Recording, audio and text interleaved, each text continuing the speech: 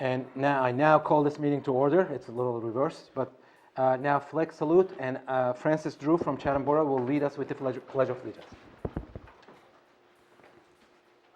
Allegiance to the flag of the United States of America and to the republic for which it stands, one nation, under God, indivisible, with liberty and justice for all.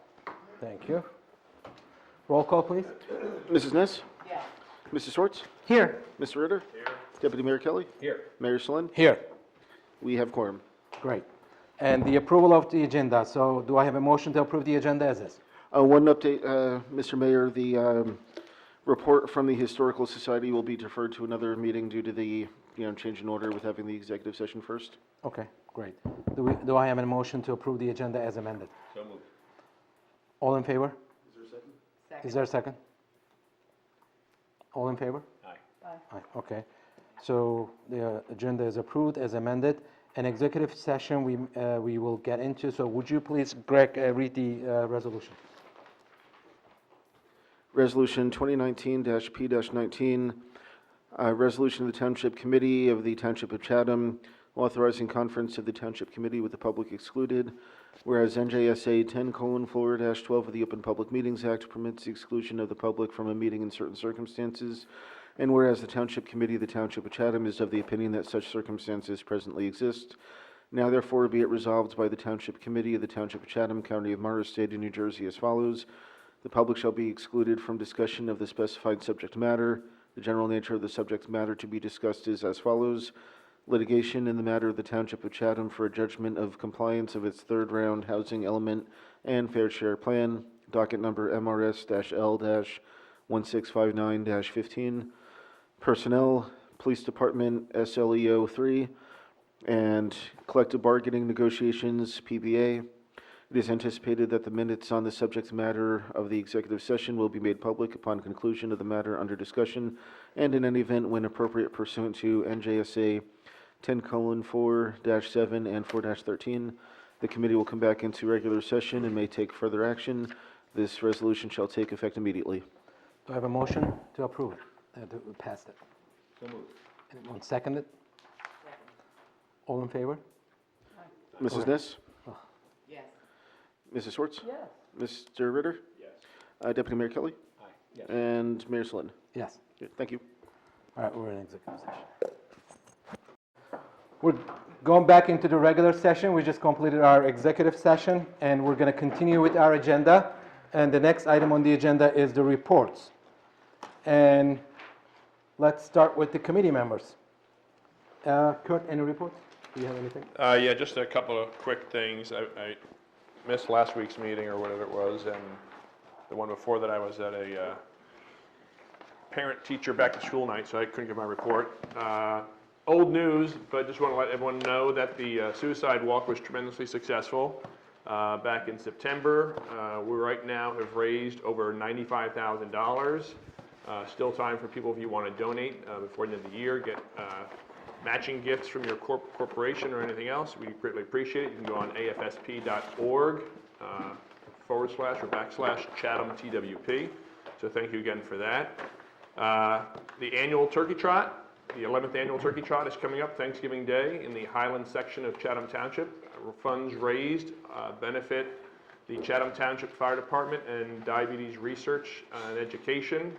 It's always a hallmark holiday tradition here in Chatham Township. Usually attract about 1,000 people or so to do the 1 mile family fun run or the 5K race on Thanksgiving morning. You can go to the chathamturkeytrot.org website to learn more. Appreciate your help on that. And then the last thing is just a quick shuttle update. As you may know, we've got the survey that is available online and on social media. Encourage any residents who have an interest in the shuttle service to take that survey. To date, we've got about 120 respondents. As you know, our first survey had over 800 people take the survey. This survey was to really identify those individuals who are serious about the shuttle service and didn't just think it was a nice idea. We've got about 72 parking spots available by our estimates between Christ Church as well as the third parking lot at Shunpike Field. These 120 respondents have indicated an interest primarily again in Christ Church. In terms of the fees, we're working with State Shuttle and Trans Options. There has been some concern about the $5 one-way fare being too much, so we're working with, as I said, Trans Options in the shuttle service to see if we can actually lower that to a more manageable price of perhaps $3 or $3.50. So more to come on that. They're going to be actually doing a test run tomorrow or Monday just to evaluate the traffic concerns on Southern Boulevard and Fairmont and doing the loop from Shunpike to Christchurch and back. And if everything goes accordingly, Albert will work up a contract and resolution for the committee to review and approve. And hopefully sometime in November we can get this off the ground, but more to come on that. Thank you, Kurt. Yep. Okay. Karen, anything? Yeah, a couple of things. Saturday, for those of you who went down to the junior high school, middle school parking lot after about 11 o'clock, realized you missed the senior center shred event, which was supposed to go till noon, but the truck got filled up much earlier than anticipated. It was the largest revenue generating shred event for the senior center so far to date. So thank you all to those who went out and supported the shred event. And next year maybe they'll get 2 trucks, or for the spring shred event, which is going to be scheduled for May. So it really does prove itself to be a well supported fundraiser, and also it supports a great service to our community. So thanks to everyone who came out with all of their confidential paperwork to be shredded right there on site. We closed out a successful fire prevention week, starting with Green Village Fire Department and closing out with the Chatham Township Volunteer Fire Department, sort of parentheses around Fire Prevention Week. Not all heroes wear capes, and it was a very nice attended event on Sunday of last week, as the Chatham Township Fire Department had an open house at the Southern Boulevard Firehouse. Lastly, I would just like to say that I had the privilege of being invited to the Work Family Connection at Southern Boulevard School this week, and we read a couple of books and answered a couple of candid questions from some very inquisitive K through 3 students. They asked me how old I was, who my best friend was, where my favorite vacation spot was. They're wonderful children. We read some books. If you have the opportunity to see the Empire State Building tonight, you will see that it's lit up in the colors of Lights On After School.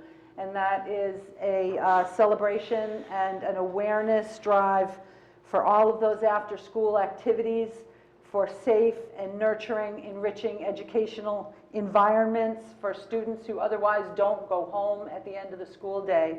For working parents, it's so critical to know that there are programs like that available. We have them here in our community. We have them through the Y, through Work Family. There are so many great opportunities for school kids to stay out of trouble and stay at the books and do their homework and engage in other social activities when their parents aren't around to take them home from school.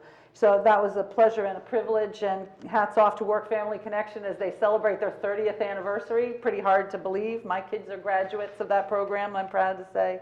So that was very nice, and I thank Cindy Caparasso, the director of the Southern Boulevard program, for having invited me. Thank you. Thank you, Karen. Tracy? Colony Pool has not met, the Colony Pool Committee, taking a little break in the off-season. But I'm happy to report that in working with Bob, that not only do we now have the macadam walking path around the facility, but the sprinklers are going back in. So that contract has been awarded, and we'll be able to take advantage of the reseeding and the aeration and have sprinklers working again this year. So thanks very much for pursuing that project, Bob. And then with the Environmental Committee, we are proceeding with looking at an energy aggregation program. I've spoken about that previously, and looking at what a variety of towns are looking to do is to move to a natural energy provider. These aggregators, it's a free option for us to talk to these energy aggregators and see if it's almost like a commodities type of thing. Sometimes it works, sometimes the pricing doesn't work, but it can deliver savings for those residents who want to opt into the program. And we'll be meeting along with Bob and the energy aggregation company on October 29th. So I'll be very interested to see what they have to say and see if this is something that we could bring to Chatham and look to make better use of our renewable energy sources. And that's it. Thank you, Tracy. Deputy Mayor Kelly? Thank you, Mayor. Just a brief report, really. The Chatham Community Garden is preparing to launch a repair project on its gate. Anyone who's been at the community garden know that that's taken a lot of hard wear and tear, and they're basically just waiting till the harvest season, some people's last fall squashes and things, kind of winds down, because once the work begins, the getting through the gate while the work is going on could be a little bit limited. So, and the end result looks like it's going to be a lovely entranceway to the community garden. So we're looking forward to that, and that's all, Mayor. Thank you. And Greg, do you have anything? Real quick, we had the flu shot clinic on October 16th, and it was well attended. I know some of the committee members were there, and Mr. We got Hoffman ours. and I. So Raise your hand if you got yours at the flu clinic. John is safe. I'm not going to get the flu. And also, we have our rabies shot clinic on November 2nd from 9 a.m. to 10 a.m. at the Public Works Garage. The rabies clinic is open to residents from anywhere. There's no residency restriction on that. So please, if you have a dog or cat, please come by to give me something to do. Thank you. I will not be giving the shots myself. Dr. Sarl from the Chatham Animal Hospital will be on hand to do the administration.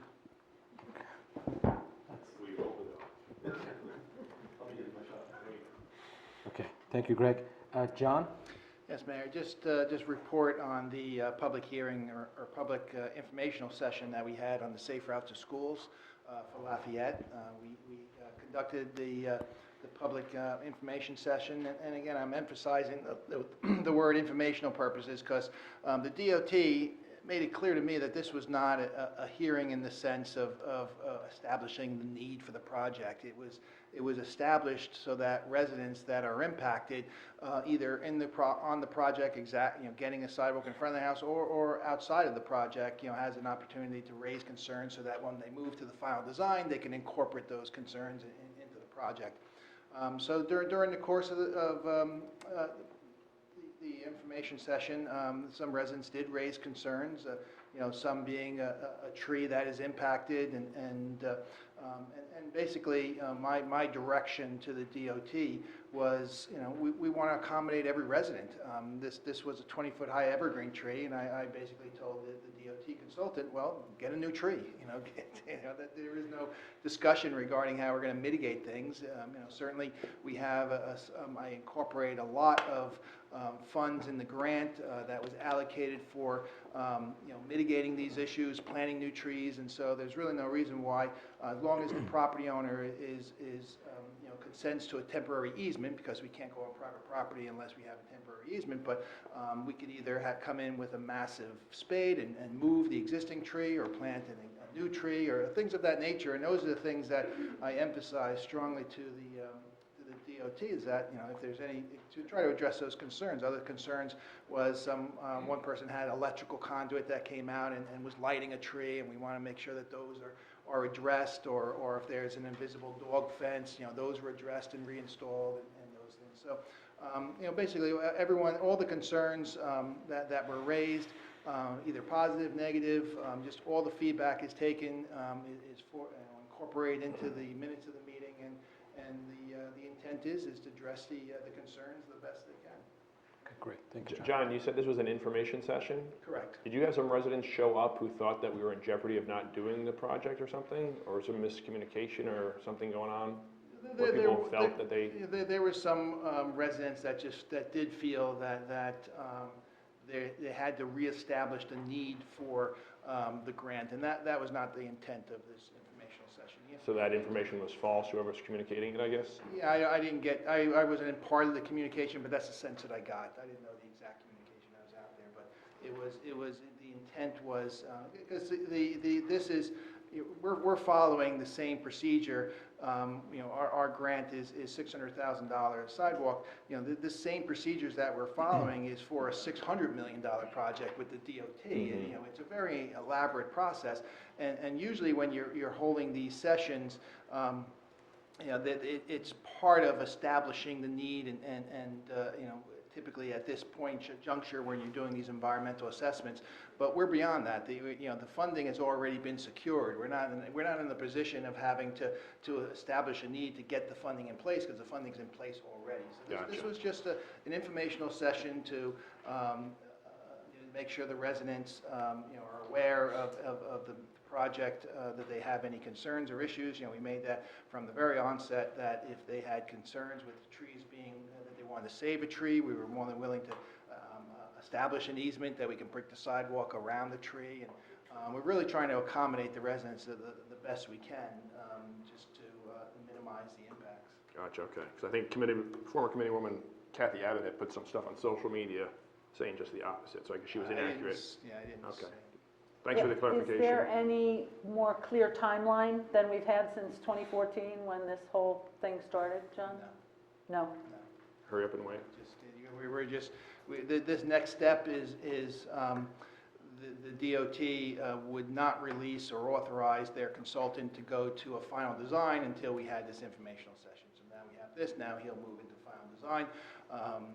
He represented that it will be possibly a couple months. I turned around and says, well, maybe a couple weeks sounds better regarding the final design.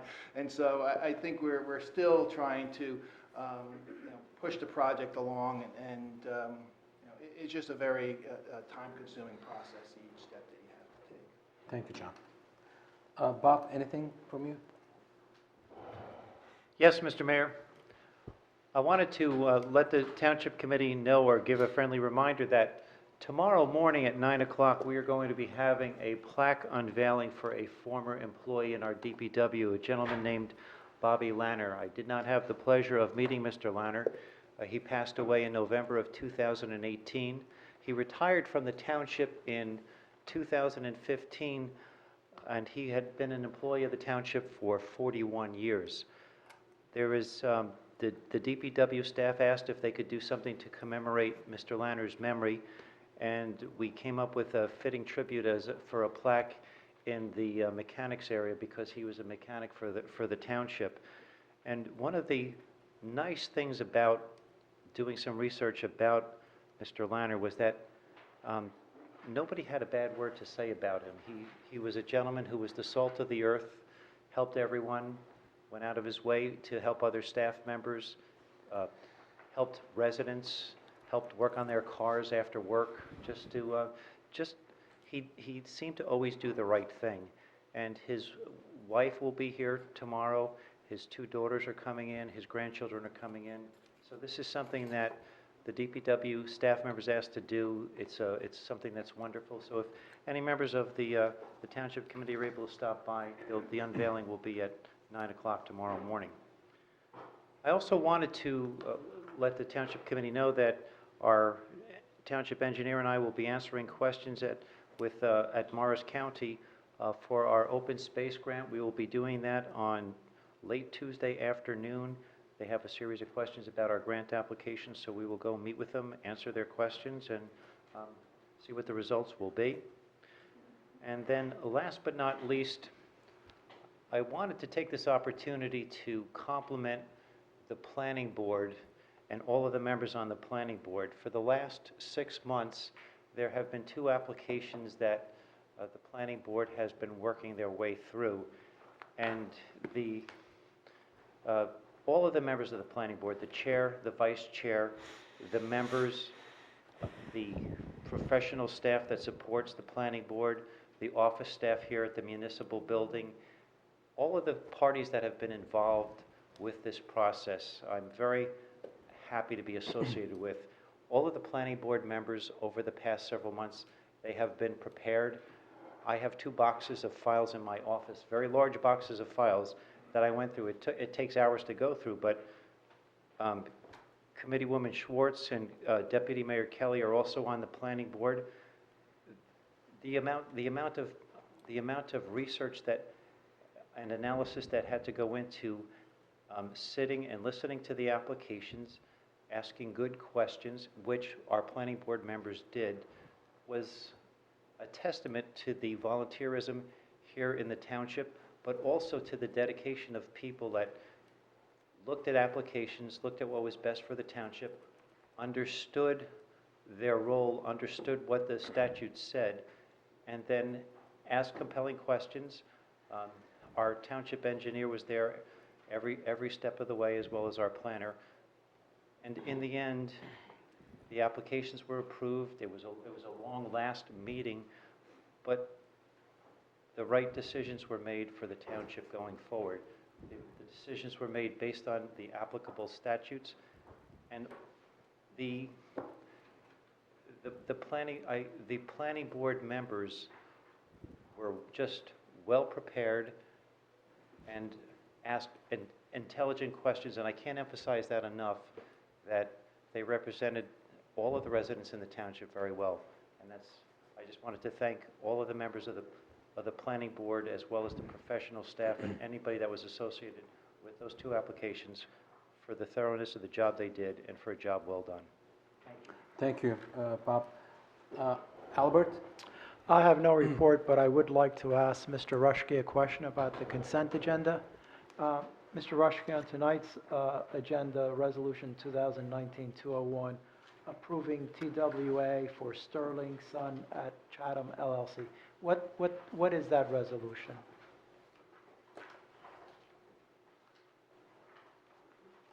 Sounds like the wrong name is on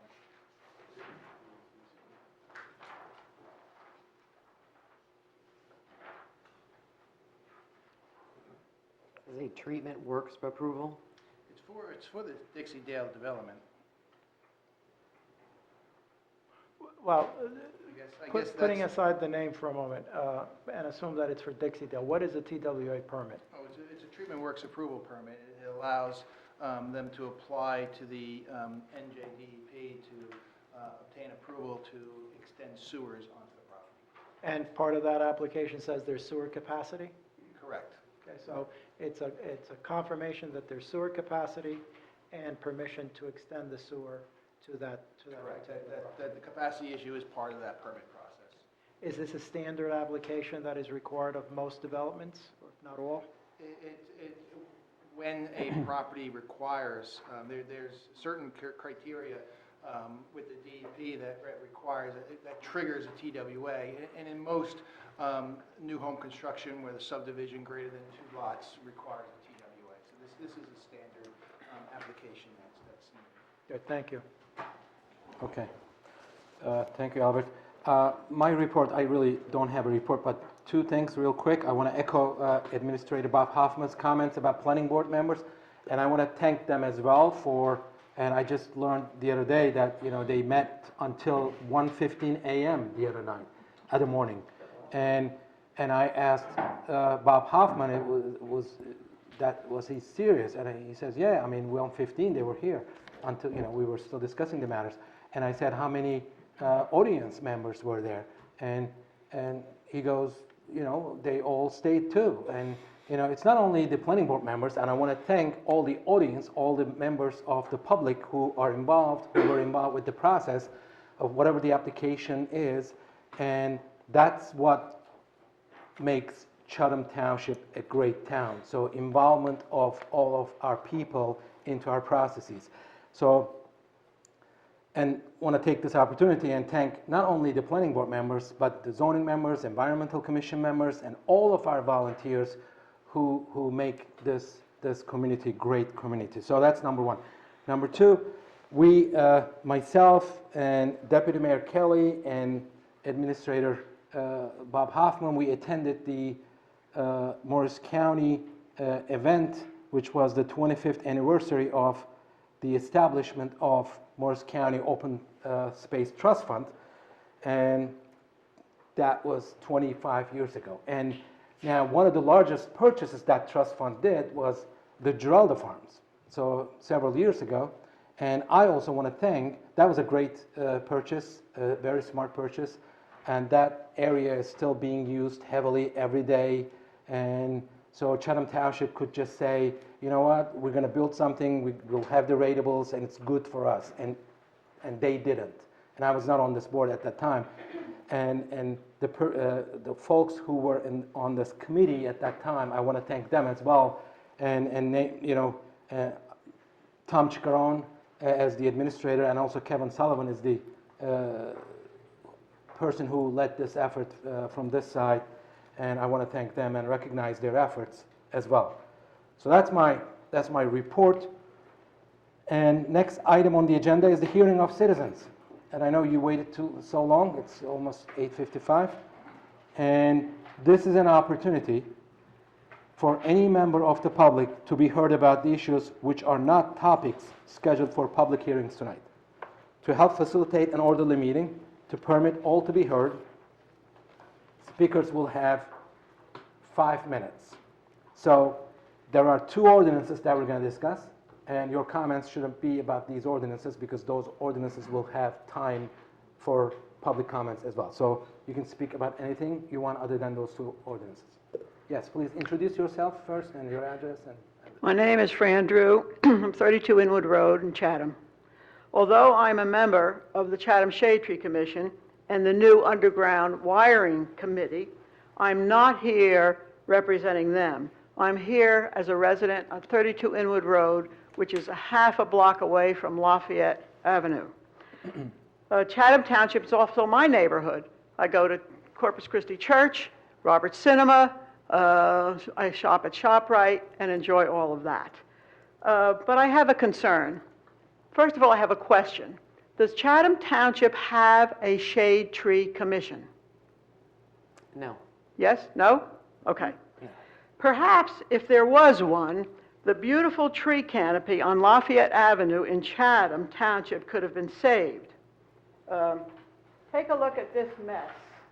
I don't know if you can see these pictures, but these are pictures that I took of all the trees that have been taken down on Lafayette Avenue within the last month, 1 month. And today, another tree at the corner of Shunpike and Lafayette is being butchered. And so I went to the tree cutter and I said to the tree cutter, why are you taking these trees down? Do you have a permit? He said, no, all these trees are on private property. This is what he said. All these trees are on private property, and the homeowners have told us it's fine to take them down. Now, I don't know if that's true or not, but if Chatham Township had a Chatham Township Shade Tree Commission like the one in Chatham Borough, they wouldn't be able to take those trees down without a permit. The Chatham Borough Shade Tree Commission has a wonderful tree ordinance, and if any tree, public or private, has to come down, there has to be a permit for it. There's a permit for it, an arborist is sent there to take a look at it, see if it's a healthy tree or not. So what I've prepared for each of you is the following. A copy of the Chatham Tree Ordinance, Chatham Shade Tree Ordinance, which has been developed and really great and covers both public and private trees. A tree removal application permit. In addition to that, in Chatham, to help educate people, we have put up banners, tree banners, on many of the light poles in Chatham.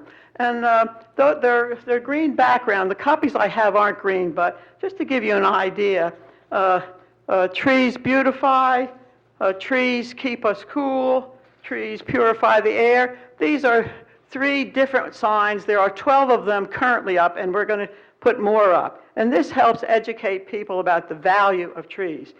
Also, there's a very good article in the June issue of Gardener's News about Chatham being a tree city. It's really good. I'm not going to read it, but I have a copy I'm giving to each of you, and I suggest you take a look at it. And lastly, I've included one of the pictures in what I was holding up, but any of you can drive down Lafayette and see these stumps. And at the corner of Lafayette and Shunpike on the left, the last one that was taken down yesterday, all of the logs are still there. And I think that it's kind of pathetic to have this happen. And what I'm saying to you is please help us keep our mature, healthy trees that increase property values, add beauty and character to our neighborhood.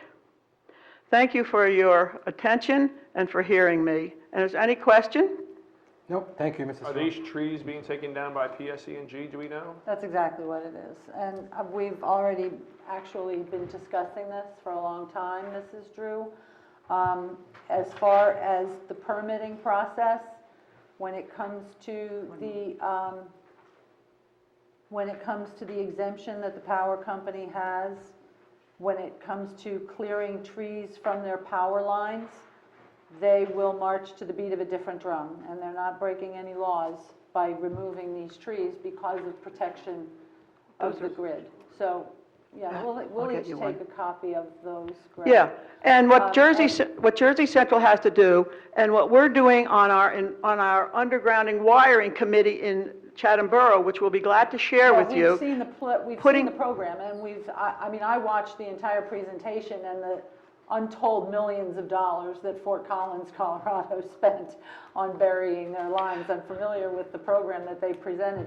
It's an expense that I don't think the Board of Public Utilities can actually pass along Well, to the power. but let me tell you, customers Fort of Collins, Chatham. Colorado Electric Company, the electrician came out to talk with us 2 weeks ago, and they put wires underground for 7,000 houses for nothing. I said, how'd you do that? They said, we save $2 million a year. We have no outages, Notwithstanding that and we don't argument- have to cut the Right, trees. Notwithstanding that argument, I'm explaining to you where the removal of the trees came from, and the homeowners were notified, and JCP&L actually does have a tree farm of sorts with trees that can be replanted under the power lines. When we see trees that are cut down, we forget that a lot of times those trees actually do get replanted on whether it's new building lots.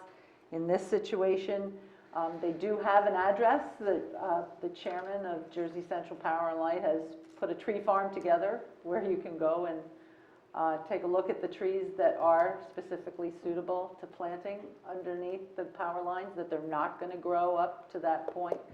In any case, I know we've had many discussions on the legal ramifications of JCP&L's capability to do it. So when it comes to protecting the grid, They won't do it. They won't do it. They won't do it. That's why my goal is to get rid of Jersey Thank you. Central. That happens to be an Ohio company that's gone bankrupt twice. We can put our wires underground. The governor in this state wants them all underground, and there are ways to do it. It's not actually terribly expensive, and it increases our property value and saves our trees. Thank I you. thought the Thank you. expense was $1 million a mile or something. million. 3 million a mile, my bad. $5,000 a house. $5,000 a house? Yes. In Pawleys Island, it was $7,000 a house, and in Pawleys Island, they asked the people to vote, and they all voted yes. We'll pay the That was 300. subsidized by the federal government? It was all local? No, what happened is, each homeowner had to pay $350 a year for 10 years, and Pawleys Island paid the other $350 for 10 years. That was $7,000 a house. I said, how did you get the people to vote yes? They said, we sent them this brochure that shows better, no Comes through every house. no outages, we won't take down your trees, and this increases your property value, and they all voted yes. So if you use your brain and look at the facts, not misinformation, especially from Jersey Central, this can happen. I'll be glad to talk to anybody, anytime about it. Thank you. Thank you, Thanks, Mrs. Drew. Fran. Appreciate it. Thank you All very right. much. Next person, please. Please introduce yourself. Hi, Stacy Ewald, 54 Nicholson Drive.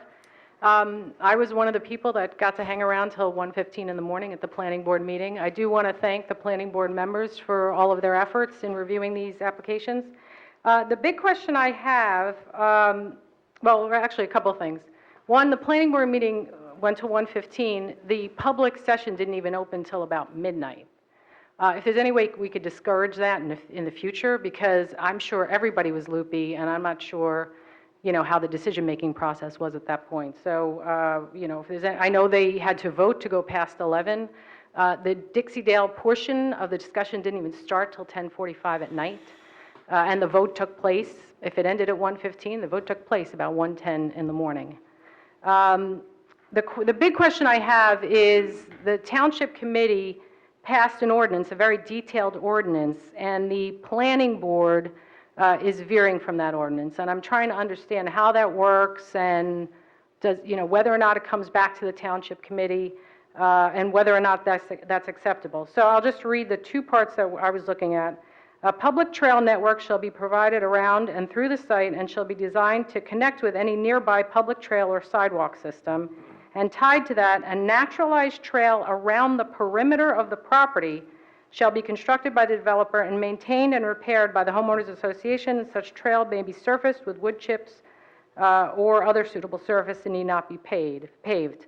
The other one is there shall be provided a minimum 40% of the entire tract for common open space, which shall be deed restricted, okay? So for anybody who wasn't there, there was a trail, an interior trail, and the developer got rid of that and instead is putting a macadam walkway on a portion of the perimeter of the property. So not all around the perimeter. So I'm under the impression it's not going to be on hillside where it's probably sorely needed. It's going to be, are you under the impression it's across hillside? Anyway, across the top of hillside? Okay, well that would be lovely. But they got rid of the interior trails to put in the outside macadam, where I think they could have done both. The other thing is the 40% of the entire tract for common open space. When I look at those plans, that doesn't look like 40% conservation easement. So I just want to know who makes sure that they comply with the ordinance. Albert, please. Well, in the first instance, the planning board does have the ability to waive certain requirements in that plan. The only requirement that the planning board cannot waive is if the waiver or the variance raises or rises to a use variance. And both of these things you've described are not of a nature that would trigger a use variance that would require this matter coming back before the Township Committee. With respect to the trails, I think the planning board does have that discretion. With respect to the open space, I'm sure that there was a calculation done of how much open space exists. But that was also a topic of discussion here at the Township Committee when that plan was under discussion, because a similar question was raised. It doesn't look like there's 40% there. And at the Township Committee level, there was, and that's when the Township Committee was looking at a concept plan, and they just comparing the amount of open space with as to 40%. And there was an explanation given there, which I believe carried forward to the planning board. But in terms of a calculation, John, was one done? Yes. And what did that calculation show? I don't know the numbers off the top of my head, but they met that requirement. They met that requirement. So you've got to be careful about, eyeballing it as opposed to actually doing the calculation, and that was done. So I guess the part that I'm trying to understand is when the Township Committee and the town negotiates a transaction, and then something is done that undermines the value to the community. So for example, I ran the rough numbers. When that was single-family housing at potentially 20 units, 1.7 million average, which is what houses are going for now, single-family housing, that was 34 million. When we gave them multifamily housing, that goes up to about 6.9 million, and these are very conservative numbers. So 35 million worth of value they got in terms of that property. And to me, to start giving up any of it, 40% of a conservation easement, whether or not it's accessed by the public, when we're going to get the traffic and we're going to get the increase in our school population, I guess that's the piece I'm trying to understand. So we pass ordinances at the Township Committee and then potentially lose the value at the planning board, or some value? That is, the redevelopment plan is no different than any other ordinance in the municipality. The planning board and the Board of Adjustment under the municipal land use law, do have the ability to grant waivers and variances. I am not on the planning board or the planning board attorney, so I can't directly address your issues. But the only variance that the planning board could not give was a use variance. That would have required to come back to the township committee. But again, both boards, the zoning board and the planning board, have the authority to grant variances under the municipal land use law. Okay. Thank you. And just to add to that, one of the things, I was also there at the meeting, and one of the things that concerned me is that this was passed unanimously by the committee to include the walking trails. It's been in the plan since 2016. The developer was asked, is this an issue? And he said no. The planner for the developer was asked specifically, is this a detriment to the community? The planner said no, it's actually a value add to the community. So even with the developer saying, it's not a problem, we'll keep the walking trails in. They've been in the plan since 2016. With their own developer saying, it's not an issue, it's actually a value add, it's not a detriment to the community.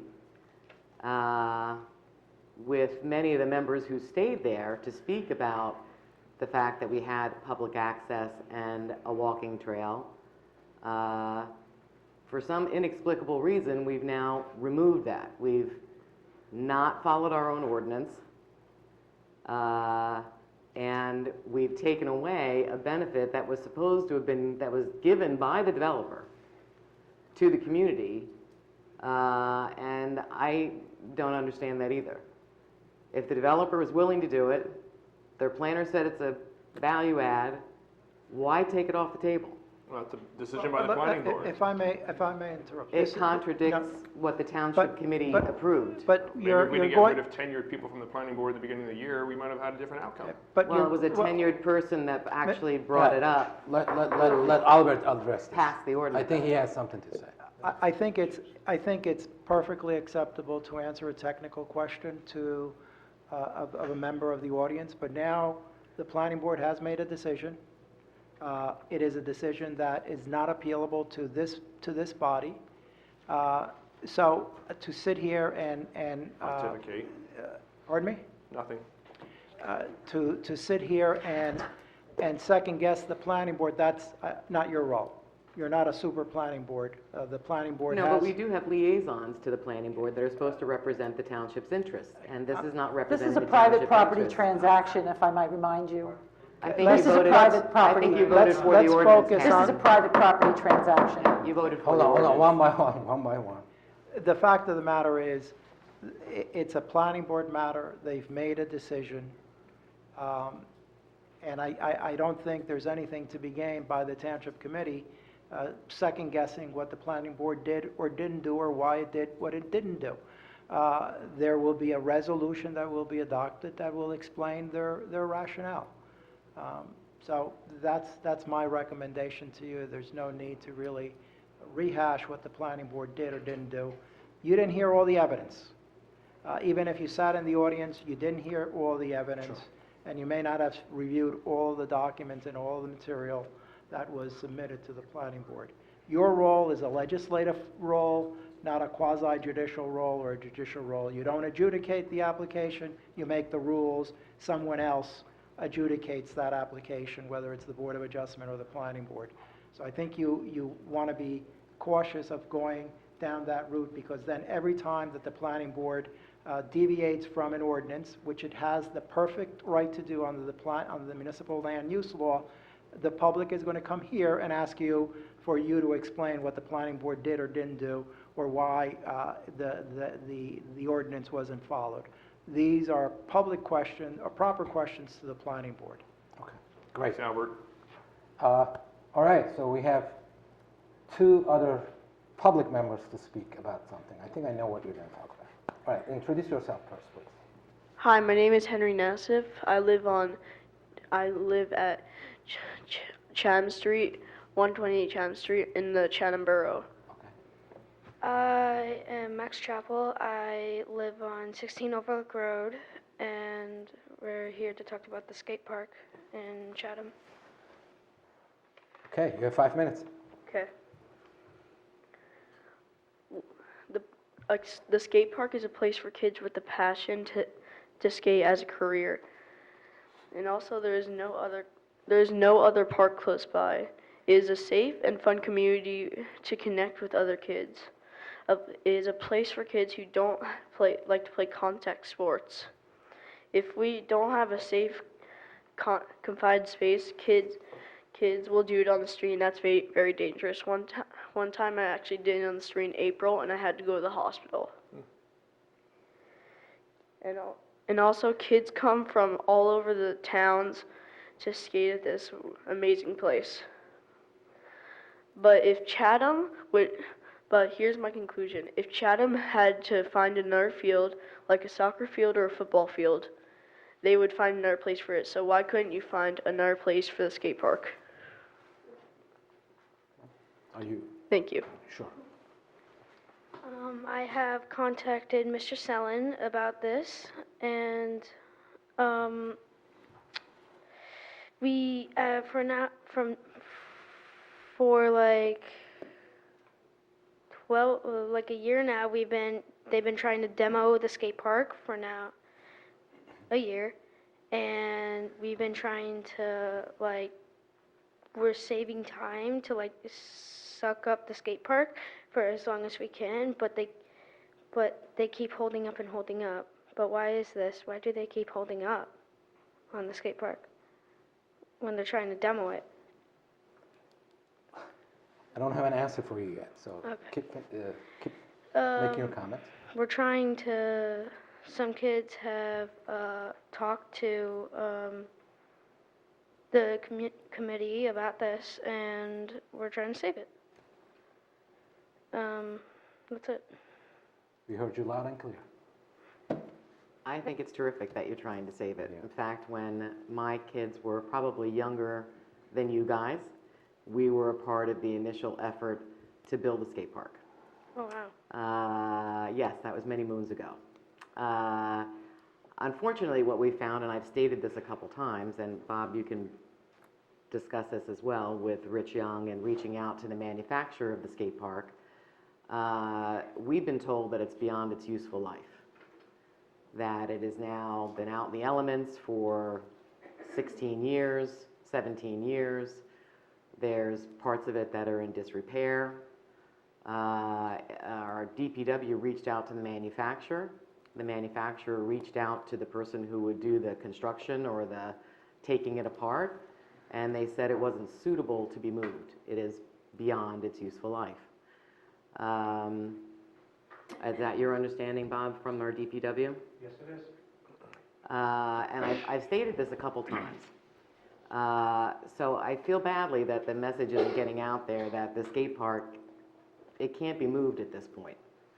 And I know that there's a group forming, and I've spoken with some of them about possibly reaching out to Morris County. So, and looking at Passaic River Park, which I feel is underutilized. So this skate park is currently not even in production anymore, this type of skate park that you guys are using. They're not even producing it anymore. So it becomes a question of what's the next generation of this, and how can we possibly look to the county, who provides grants for recreation, grants for multi-regional recreation, and how can we get to them and see if we can put together a community group like was done 18, 19 years ago, and move forward and talk to the county. I would be happy to participate in that, like I did 19 years ago. But we do need some organization from the group of parents, as what happened in 19 years ago. And once we get a working group together, then we can start to look at what opportunities are offered at the county level. But I don't want people to think that we're, part of the agreement with the developer was to demolish the skate park. That did come as a surprise to a bunch of people, because it was going to be relocated. And that's when we made the effort of looking into what exactly was the structure of that skate park? Could it be moved after 16, 17 years of use? And the answer was that it couldn't. So we have to now move to phase 2, which is what can we do? Is the Recreation Committee doing anything about this or looking into it? The Recreation Committee has not met, and I don't know if they're looking into that. They're dealing mainly with the current recreational sports. But it is something that we can, possibly bring towards that, for that. It's not, they're not really looking at the specific recreation facilities. We don't have anybody who looks at our specific recreation facilities. But that's something that we can address. That's something that the committee has to address. Okay. So we haven't given up on the skate park yet, so, Okay. you know, Thank you. thank you. Thank you. Next person, please. Hello, Richard Matlaga from 36 Dale Drive. And I sat through the planning committee meeting till 1:15 in the morning. Am I a satisfied person? No, I'm not, but I got my chance to speak. And as someone from the audience, that's all you could do. You can ask your questions, try to get your answers, and go for the best that you can. And I still have questions about the affordable housing, but also I'd like to just reflect for a second on 60 years ago. 60 years ago, think of the fall of 1959 and what was going on at the township at that time. It was the Port Authority Jetport, and how the town got together and stopped the jetport for open space. Also at the same time, there was a group of people in town that formed the Fairmount Country Club. That was supposed to be developed as 250 homes. They bought the property, developed an 18-hole golf course. Today there is over 400 families belong, and saved that open space. So I always look at here for open space. Ms. Schwartz knows I'm about the trees also, but you're trying to do that. So I'm trying to understand the open space, and I get it now into the affordable housing.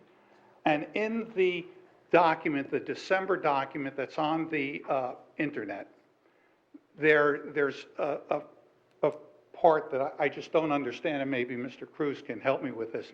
It says the municipality will acquire or otherwise obtain, including through a tax foreclosure, an appropriate site for 74 affordable family rental units.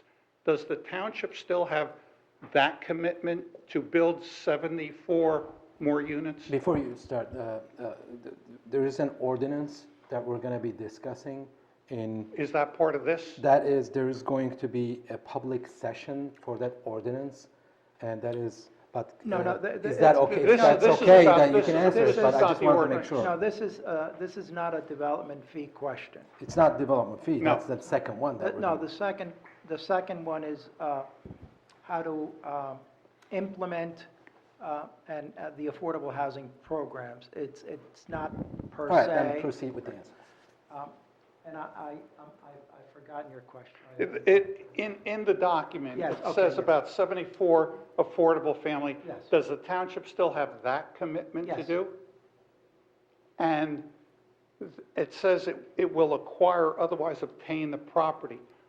Will these 74 units be built on properties that are listed in that document? And I'm basically Exhibit B, where that you list 2 pages of properties? I believe you've asked this question through emails, and I believe you've received the response. I did not. Okay, I thought you had asked them, and I apologize. But if you're referring to the vacant land analysis, is that what you're referring to, Exhibit B? Well, I'm just, what I'm really trying to figure out is, will these 74 be built on properties that are listed in Exhibit B? Let me Any look at one what of those. Exhibit B is. It's not determined the location, so. Okay. Exhibit B is a vacant land analysis. Right. What that exhibit does, it lists available land within the municipality for further development. Based upon a determination of what land is available, then the municipality is able to demonstrate that there's little vacant land to build upon and to develop for affordable housing. Using that analysis, then the town's obligation is reduced. So Exhibit B is a way to demonstrate there's little available land to the municipality for future development. It doesn't mean the municipality is going to acquire that property. It just simply means this is the potential land in the municipality that can be developed by someone for market rate units, for affordable units, but that's not the purpose of that list. The purpose of that list is to determine what the realistic development potential for the municipality is, and then it is that number that becomes the basis for the township's obligation. Okay, so it doesn't necessarily tie the 74 to any of those properties? Correct. Then my second part of the question would be, on that list on Exhibit B, is the Giralda Farms is identified as one of the properties on Exhibit B? I think you might be referring to the office complex and not our public No, it says open Giralda space. 1 and 2, and it would Sure. come to our property. I don't think that's our public park. I think that's the office complex. Am I correct? No. Counselor? I didn't prepare Exhibit B, so it's a planning document. All I And would say is there are criteria if, that are used to determine what properties go on there, then what properties not. the question or where it leads to is, if you look at Exhibit B and it identifies the property and it says Giralda 1 and 2, and if you go onto the tax maps, it will be the 100 and some acres or whatever the number is, acreage there where the walking path is and all that. And then I was concluding that if that's available possibly for development, is that a site for the skate park? Well, Giralda Farms was purchased with open space funds. So it has the Green Acres open space restrictions. There are also whatever agreements exist with Morris County as to how that property is to be used. Whether or not Giralda Farms is on this list or not, I really can't tell if it's on there or why it's on there. It may very well be that it's on here because there's a cutoff date for calculating vacant land, and the township may have acquired that property. What occurred here was this property is heavily encumbered by wetlands and wetlands buffers. The skate park is in the buffer area. There was an application that was made to the Department of Environmental Protection for a wetlands delineation, which is establishing the boundaries of the wetlands and a buffer zone. The DEP, independent of the township, independent of the potential builder, ruled on that application and concluded where the line would be drawn. The line would be drawn inside, would include the skate park. It is the DEP that has made that a condition of developing the remainder of the property. So it has nothing to do with the township or the developer. It has to do with the action taken by the DEP. It was the result of an application by the developer, but that was not subject to negotiation. That was not subject to anything within the control of the municipality or the developer. And so what happened was, originally it was, the township was under the belief that it may have been a 50-foot buffer. It turned out to be a 150-foot buffer, and this changed the dynamic of the location of the buildings on that property. So this is not a township requirement, not a developer requirement. This is a DEP requirement that the skate park be removed. Okay, Bob, please. Thank you, Mr. Mayor. One of the other issues related to the skateboard park is before other locations can be evaluated, the affordable housing locations have to be finalized because some of the options, the potential options for a skateboard park relocation are also areas that could be considered for affordable housing. So the affordable housing issue has to be locked down first before the skateboard park can be moved, because we have to know what locations would be available for a potential relocation of the skateboard park. So once everything is finalized, you're saying that you will visit it and we will look for a place? Is that the commitment from the committee? I'm the township administrator. The committee sets the policy. The policy of the township committee for 2019 has been that we will settle the affordable housing issue, and then we will look to see what are the options for the skateboard park. The members of the township committee are flexible. They're willing to look at different options. We need to look at partners. They have asked that I take a look at some of the options, and I have, but we can't make a final decision until the affordable housing issue has been resolved. And the resolution on that is projected for Sometime this year, next year. sometime this year? Whenever that decision is made, then we can rotate over to the skateboard park, but not before. And the demoing of the park is scheduled for when? Do you know? There is no schedule right now. The skateboard park, the planning board resolution will say that the skateboard park will remain there for 6 months, and then after that, the developer has to store it for 6 months. So will we meet that timeline? I don't know. So how do we keep, I guess, connected on this? I feel very disconnected from what's going on. Like, how do we make sure this is happening and it's just not something that's brushed off and like left aside? Is it something we're really going to work on when this is resolved? Personally, I certainly hope so, because it has been frustrating. It's, people thinking that it can be moved. I'm not sure why they're even storing it if we've been told that it can't be moved and can't be reused.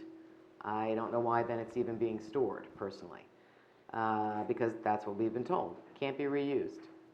And that I know some people were reaching out to the Tony Hawk Foundation and looking at what the next gen of this is, because this is probably 5 generations behind what current skateboard parks are doing. We'd be looking at an in-ground facility. Looking at in-ground facilities certainly changes the availability of land, because we're looking at a concrete structure, a basin, and that's got to be set down into land. There's all sorts of issues, as I'm sure you know, in Chatham Township with wetlands. It's the curse of the benefit of living in the Great Swamp. So it is not easy to find a piece of land that would be both unencumbered and not have the wetlands ability or restrictions. So my best guess is that if you can put together a working group, and there can be a point person. Sure, I'll be the point person. I've heard, I'm with you on this. Fine to believe be me. it. It's But just a way to communicate and to I'm getting get it done. different questions from different people. I'm getting all sorts of people emailing me saying that they're going to do it, or why don't we do this? And I get it. It's been a long road. It's been a frustrating road. So if you're going to be the point person, then we can work within the joint rec structure and see what we can put together and get some assistance from the county. I think that's really the best route to go. So you can contact me Okay. through the joint rec as part of the joint rec, and then we can see, what we can do. Do you use the Facebook page? I do. The problem Are is you ginning up support we are. and contacts We with need a other place. parents? We need a place to put it. I feel like, I don't know how Well, it's expected for the parents to figure out a place to put it in the township. We need a place, and then I believe we'll be up and running and getting the fundraising going for it. And to be honest with you, what's there right now works awesome for them. They love it. They don't need to change a thing. It doesn't really need to be updated, but okay, if we need to do that for code or whatever it is, fine. But we need a spot, and I feel like it's being put on the parents to find the spot. I don't know how to find a spot. Well, given And- the fact that, if what we're hearing is correct this time, that the skate park in its current form cannot be moved and reassembled somewhere else. Chatham Township is no different than Madison, Chatham Borough, Summit, pick any surrounding town, right? So I would encourage you, quite frankly, we're all in the same boat. So you can have these conversations with the borough, Madison, Summit. Everyone who's come to this committee meeting in the past has said it's not a Chatham Township only resident park, right? We've got people coming from surrounding towns. Well, the kids said that Right? today, right? Yeah. They have There's- friends from other towns. So I would encourage you to, if, at the end of the day, what's gonna get this done, one, you need the land, but two, you need the dollars. If you guys can form a 501c3 and get this thing up and running and get commitments or pledges saying, hey, we've got X dollars ready to go, all we need is a place to do it, and you go to the borough, Madison, Summit, other municipalities who might have more flexibility in terms of space and/or not requirements for affordable housing that we're working through right now, that might be something to consider as well. Mrs. Chappell, I will promise you that I will, just echoing Mr. Ritter's comments, that I have developed relationships with those mayors of those towns, Morris Township and Madison and Chatham Borough, and I will make the phone calls myself to see if they can help, and I will start that, initiate that process within the next day or two. So you can also call me, and Great. you can reach out to Tracy, you can reach out to me, and ask for the status of it. And Okay. again, we haven't given up on that. We don't have a location, as we said, and we have other things to finish first, and we Okay, can have the I location. understand. But I promise you that we have not given up on that. Okay, thank you. You're welcome. Thanks. Mayor, if I could just note that, this has not been ignored. I frankly have looked at lots with Tom Chiccarone when the issue first came up, and just, unfortunately, there is no ideal location. A lot of the open space that we have, it's very restrictive. You look at the Kirby property, it's restricted from any active recreation. We can't put it there. You look at the 17 acres, that wooded parcel that we have adjacent to Shunpike, it's deed restricted. We cannot develop that property. You look at Nash Field. Nash Field is just surrounded by wetlands. It would be a very difficult permit to obtain there. We looked at some open space on River Road. It's all steep slopes. It's going to be very costly to try to build something on steep slopes. We looked at the county property along River Road. We just thought it was impractical to build it in the floodplain.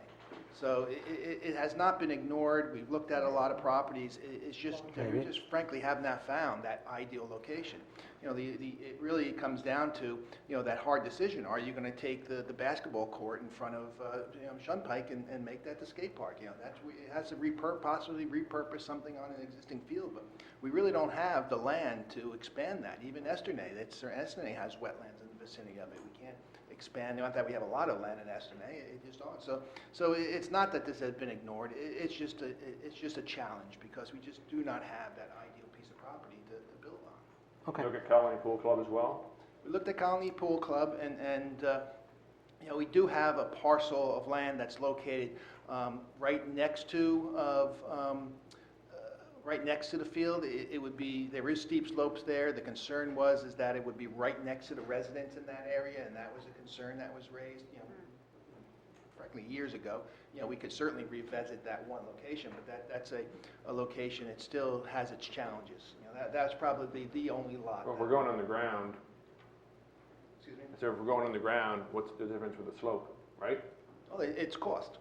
Sure, It's well, just cost, It comes down to space and cost, and if you guys are gonna take care of the cost, Obviously, we need to find this Yeah, location. I think it's really just revisiting all our inventory and looking Okay. at it, and looking at our, we have it all mapped, we can look at that again.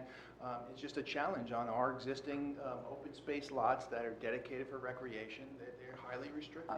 I think we need to partner with the surrounding towns to find a And good then location. I know that's been some discussions of going to other towns and seeing if there could be a partnership, and they may have some ideal, better property. But unfortunately, we have a lot of restrictions with the open space that we have. Okay, perfect. John, just another question. What has been your experience? Because I read with interest a lot of the grants that are given by Morris County. Morris County's given grants for bubbler parks, for all sorts of recreational activities. And that's what kind of led me to that conclusion that maybe we could go to Morris County and try and get the freeholders to give us some money. We don't often get a lot of money for these types of projects, for these types of recreational type projects that we see other towns getting. What has been your experience in going and asking, because they'd be looking for some sort of regional type of project, and making better use of something like the Passaic River Park, which has a very large disturbed space of macadam. It's got a huge parking lot there, and it's underused.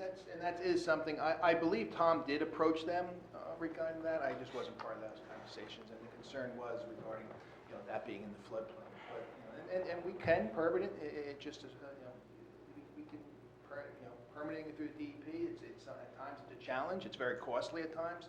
But those are the things that if we truly want to, there is no ideal lot again. Really, if we're going to start these discussions, it needs to be, this is going to be a very, very expensive undertaking, and how do we find it? Okay, I think we have to work on this. Thank you. I think we can't find the location tonight. Next, please. Good evening, Rez Estevez at Southern Boulevard.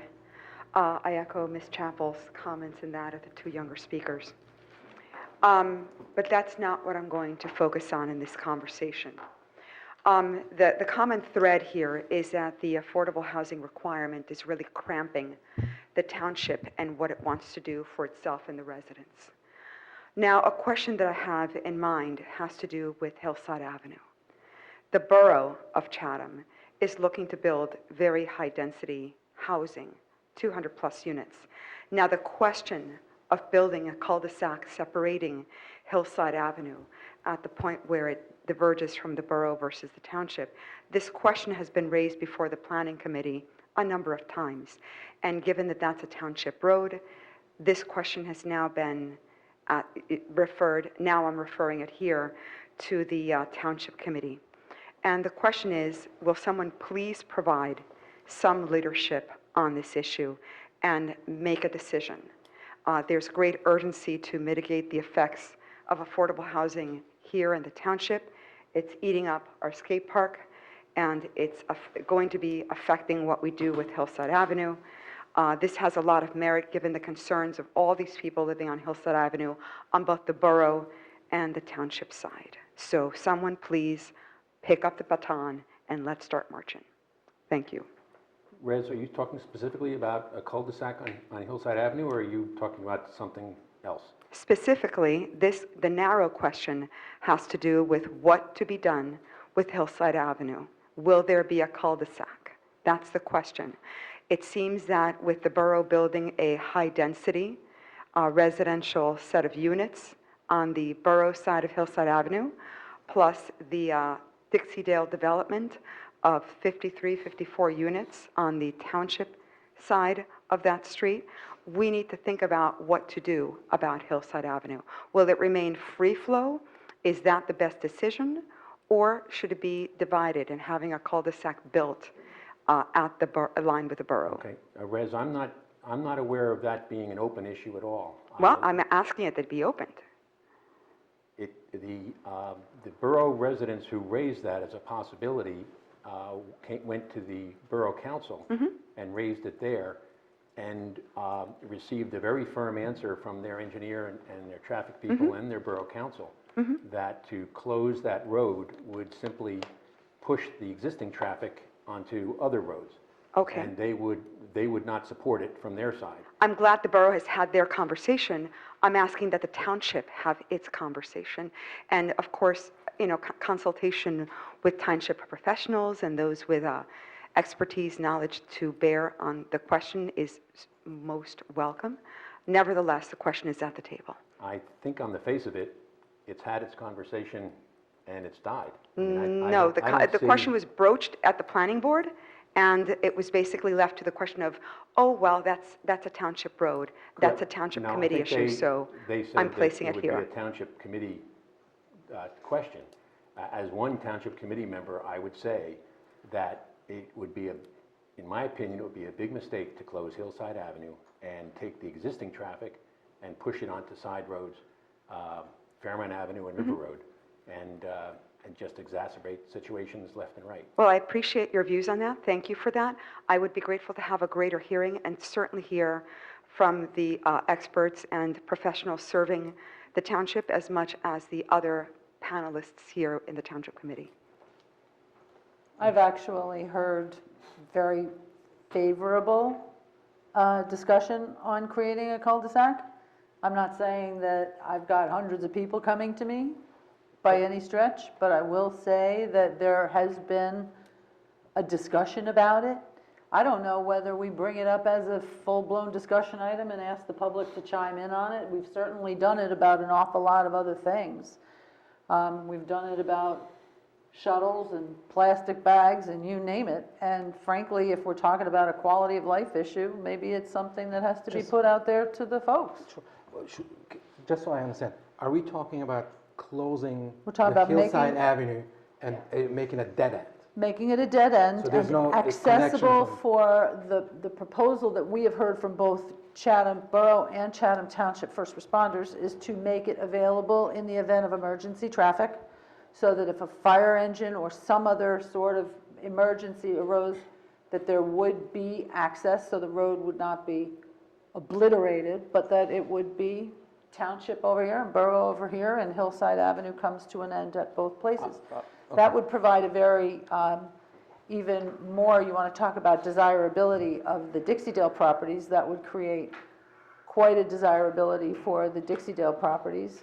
Certainly, if they're going to be now addressing redevelopment of First Student, which property is for sale across from River Grill, you're going to have that all redeveloped. You've got proposed 250 condos at the corner of River Road and Watchung. Certainly, the borough is doing an awful lot of developing, and maybe it's time for Chatham Township to protect ourselves a little bit from it. I don't know. Mr. Mayor and members of the Yes, governing body, what I would recommend is that the township professional staff, that myself and my counterparts have a conversation about what kind of development's going to go on, and then we do some internal analysis and we bring that back to the township committee at a later date. But let's, you know, That's let us perfect. let us do that, and let us bring back some objective information. We're not going to solve every problem tonight, so apparently that's what he's saying. Okay. I All wanted right. to thank the Township Committee for taking up the conversation. I would be very keen. Mr. Hoffman and other professionals serving the Township Committee, I would be very keen to hear your inputs on this. Thank you. Thank you. Okay, and anyone else from the public? No? Okay, so now I'm closing the floor for public hearing, and now we have two ordinances.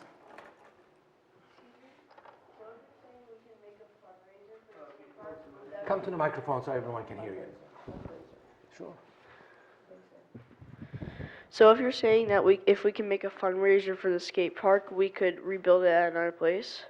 I would say you start fundraising tomorrow, and we're gonna work hard to find a spot. We're gonna do our best to find a spot, including our neighbor towns, and see what we can do. But you're gonna need the money anyway. I would say, start the fundraiser. I'll be the first donor. Okay. I'm donating, and I'm committing $50. Thank you very much. You're welcome. My name is Henry Nassif. Thank you. Listen, 100? I'll give 100. My budget, so, you know, $50. I get paid $100 a month, right? We get paid, okay, so. Okay, all right, okay. Okay, public, let's start with ordinance 2019-14, development fee ordinance. I'm going to read the heading here. Ordinance 2019-14, an ordinance of the Township of Chatham, County of Morris, State of New Jersey, amending Chapter 29, titled Affordable Housing of the Revised General Ordinances to add a new subsection 29-2 titled Development Fees. Okay. So, do I have a motion to adopt? No, I know we're not gonna do it, no, but, you're going to open it to the public. okay, let's open it to the public first. Um, Anyone from the public who would like to make a comment on this particular ordinance? Please come Mr. forward. Mayor, if I may address the committee before you begin with public comment. Sure. I would just like to provide some additional background. The planning board has reviewed this ordinance under its referral authority under the municipal land use law. Whenever the municipal governing body introduces an ordinance that is a zoning ordinance, it has to be referred to the planning board for an inconsistency determination with the master plan. The planning board did conduct such a hearing and has submitted a report through the planner, and so the Township Committee does have jurisdiction to entertain the public hearing tonight and entertain proceeding with this ordinance. The conclusion of the planning board is that the board hereby recommends amending the proposed ordinance to make residential development fees applicable only to new or replacement dwellings. That is on page 3, that is the last line and a half of the report on page 3. So the planning board has found this ordinance to be inconsistent with the master plan. There are, whenever there is a determination or a finding by the planning board that an inconsistency exists, the governing body can still proceed forward with that ordinance, provided that it adopts a resolution explaining the reasons why it is proceeding contrary to the planning board recommendation. So tonight, I am going to be requesting that the Township Committee have the public hearing, hear from the public, and then at the end of that public hearing, that there be a discussion and that you provide some direction to the administrator, the engineer, and myself on how you would like to proceed forward. So tonight you will not, or I am recommending that you take no action on this tonight, but listen to public comment and then have your discussion and then provide some direction to your staff. Okay, great. Anyone from the public would like to make comment on that? Yes, please, if you can, if you want to, yes. Hello again, Rez Estevez at Southern Boulevard. Thank you, Mr. Cruz, for providing a summary of the planning board's finding that this fee be restricted to new or replacement dwellings and of the inconsistency of that fee with the master plan. This development fee on effectively renovations is a punitive tax on residents. It is an unwelcome restriction on our residents' ability to maintain and improve their homes. That fee is visited directly on every person who owns a home here in the township who is looking to spruce up a bathroom or put in a patio. This is not the sort of fee that would go towards a developer who would cover that. It's not being at all addressed towards a commercial enterprise, but it's visited on every homeowner, and it's felt most deeply by seniors whose homes tend to be older, whose homes need to have renovations and repairs done. It's just wrong on so many levels. It's also abhorrent that the Township Committee is looking for more ways to reach and create new fees by reaching into the pocket of Township residents. And I would expect the Township Committee to back off of that pretty firmly and pretty energetically. It's just unacceptable that the Township create a fee specifically to specifically to support affordable housing. The mandate under the state, and I'm open to further learning, is to create a reasonable opportunity through zoning changes. The township may choose to impose more fees. It does not necessarily have to do so, and that's a very broad, high generalization with a whole lot of details into the weeds that affect the sway of these questions in specific situations. But I could not speak more energetically and more loudly and clearly enough. Very bad idea to impose these fees on homeowners. Thank you. Thank you. Anyone else?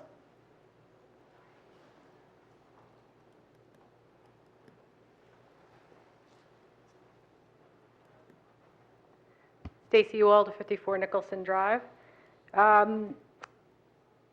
So I guess I'm under the impression that it would be great if it was just on new development. I'm under the impression that might be the case.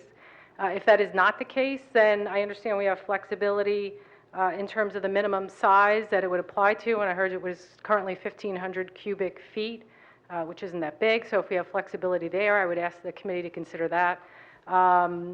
And I guess the other question is whether or not we have flexibility. When I was reading the New Jersey statute, it seemed to say that the rate could be up to 1.5%. So if we have flexibility there as well, and then I was reading up to 6% if there's increased density. Increased density, I assume, would be somebody who's, splitting up if they have an acre and then they're splitting it up and put 4 units instead of 1 unit. So I assume that's where the 6% applies. But again, when I read it, it says up to those numbers. So if there's flexibility there, assuming we can't split it up between, because I have renovations to do in my house too. So if we can't split it up between, the existing or renovations and then new development, then I'd ask you to look at those other factors.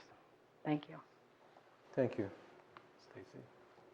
Anyone else would like to make any comments? You can come up there and.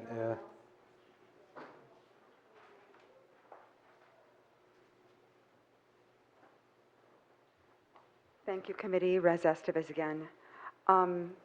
The threshold that this proposed ordinance places is very, very low. It basically, depending on how you do the math, depending on ceiling height, it's basically a square foot area of 188 feet that would trigger that development fee imposed on homeowners. It sets a very, very sensitive low trigger and a whole new world of taxes on homeowners in the township, which I understand, and I'm prepared to be corrected if my understanding is not accurate, which I understand is unprecedented here in the township. It's unwelcome on so many deep levels, philosophical as well as financial. Thank you. Anyone else? Yes, please. Hi, introduce yourself. Maureen Kelly, Mountain Avenue. Seems to me that we have a lot of expenses coming our way with affordable housing. So the question becomes, is it fair to slap a reasonable development fee on people who are increasing the value of their property? And that's one way to go, and it seems like a reasonable thing to me to do, because if we don't do this, then the tax burden gets spread among all of the taxpayers and everybody pays more. So if that's what we want to do, that's going to hurt the senior citizens, it's going to hurt the poorer people, et cetera. So it seems to me that people who have the money to further improve their house probably have the money to pay a reasonable fee to this fund that goes towards affordable housing. It's not an excessive amount of money. Thank you. Thank you. Yes. Richard Matlaga, 36 Dale Drive. So, look, I'm 75 years old. I've lived in the town for 40 years. What I've noticed around town is that as the town gets bigger, people aren't staying in the town. I happen to be living here for 40 years. I'd like to stay here. My daughter lives in town. So to put this excessive, if I need to modernize my house and to have this extra fee, you've increased my taxes. That's all I could say. You've increased my taxes. Not a happy camper. Thank you. Thank you. All right. I don't think anyone else, because everybody spoke. All right, so now I'm closing the floor for public comments. Now, I'm going to ask for motion, but we're going to discuss this, and we're going to discuss it, and we have several ways, several options here. And let me ask for a motion, and when we get to the discussion, actually, we can discuss all kinds of things, and then we may give Albert a direction once we reach to an agreement. We may not reach it, but hopefully we do reach it. And so, do I have a motion to adopt the ordinance as is? Are we taking action? We're not taking action, but we Well, have to start adopting an discussing. ordinance kind of No, means you're no, taking No, action. no, that's not what I'm doing. This is a procedural motion to put the question before the table and have a discussion within the context of this ordinance. You had the public hearing, you're going to have a discussion now amongst yourselves, so the appropriate way to do it is have the motion seconded. Yep. And then the discussion, and then you can move to amend it, move to table it, Table it, we move can to... do anything. Are you moving to open the discussion? Open the discussion. I'll second the motion. Okay. You're moving to adopt the ordinance. To open a discussion? No, you're moving to Here's the adopt the question. ordinance, and that will, after that, then you have a discussion. We're not adopting this ordinance. Right. We're just trying to start a discussion. During that discussion, we can do many things. Okay, We can so do we have just- to move to adopt it before we All can right. have the discussion. Because we have to discuss. You made that motion? I'm asking if I have a motion to adopt the ordinance. Well, I'll move that. And do I have a second? And a second. All right, second. Now we are starting with the committee discussion. There you This go. is all procedural, right? So now, as we heard from council previously, we have several options to go. And one option would be just approve this, adopt it as is, which the planning board found this inconsistent, that will charge development fees, all of them, which means the new developments by the developers, new developments by the homeowners. It will be all the fixing, additions, and everything above 1,500 cubic feet, which, just like one of the audience members said, it's pretty small threshold, and so it's pretty much covers everything. Now, I'd we like to can, amend it to we remove can, any fees. let me finish, associated let me with finish. additions. Okay, but let me finish. It's only one option I just mentioned. And you can have only developers, new construction, we can just, limit it to it, and everything else, everyone else, no one else would need to pay anything. That's another option we can do.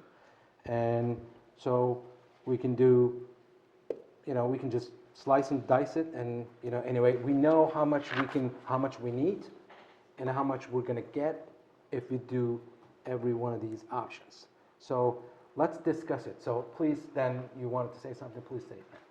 As I was saying, I would like to move that we amend it to conform with the planning board passed, removing any fees for people who want to do additions to their homes. And I would second that. And the language that the planning board sent, that the new construction and replacement housing, and give that to our staff as guidance so that they can start looking into what kind of revenue that would generate and how that would balance against what we expect to be the coming affordable housing expenses.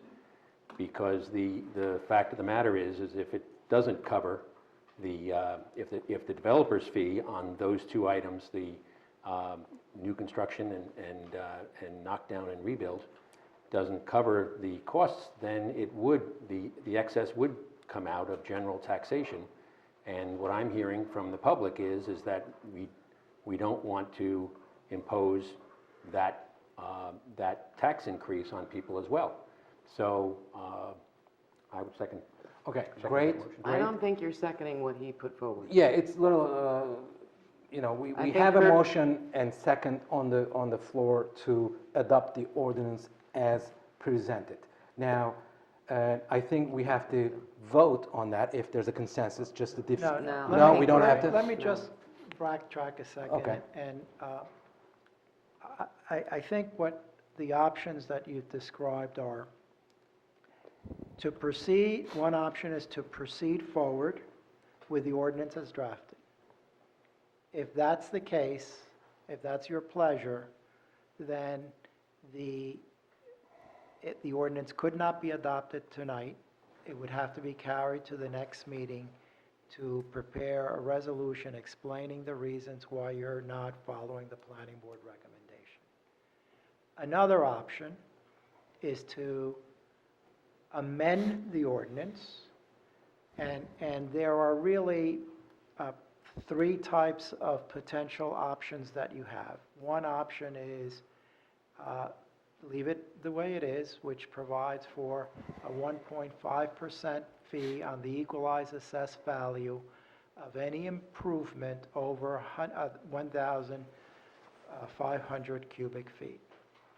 That would be, an option would be is to not utilize that option. A second option would be is only new construction, and by only new construction I mean a house that's built from the ground up, that is built on a vacant land. That would be a second option.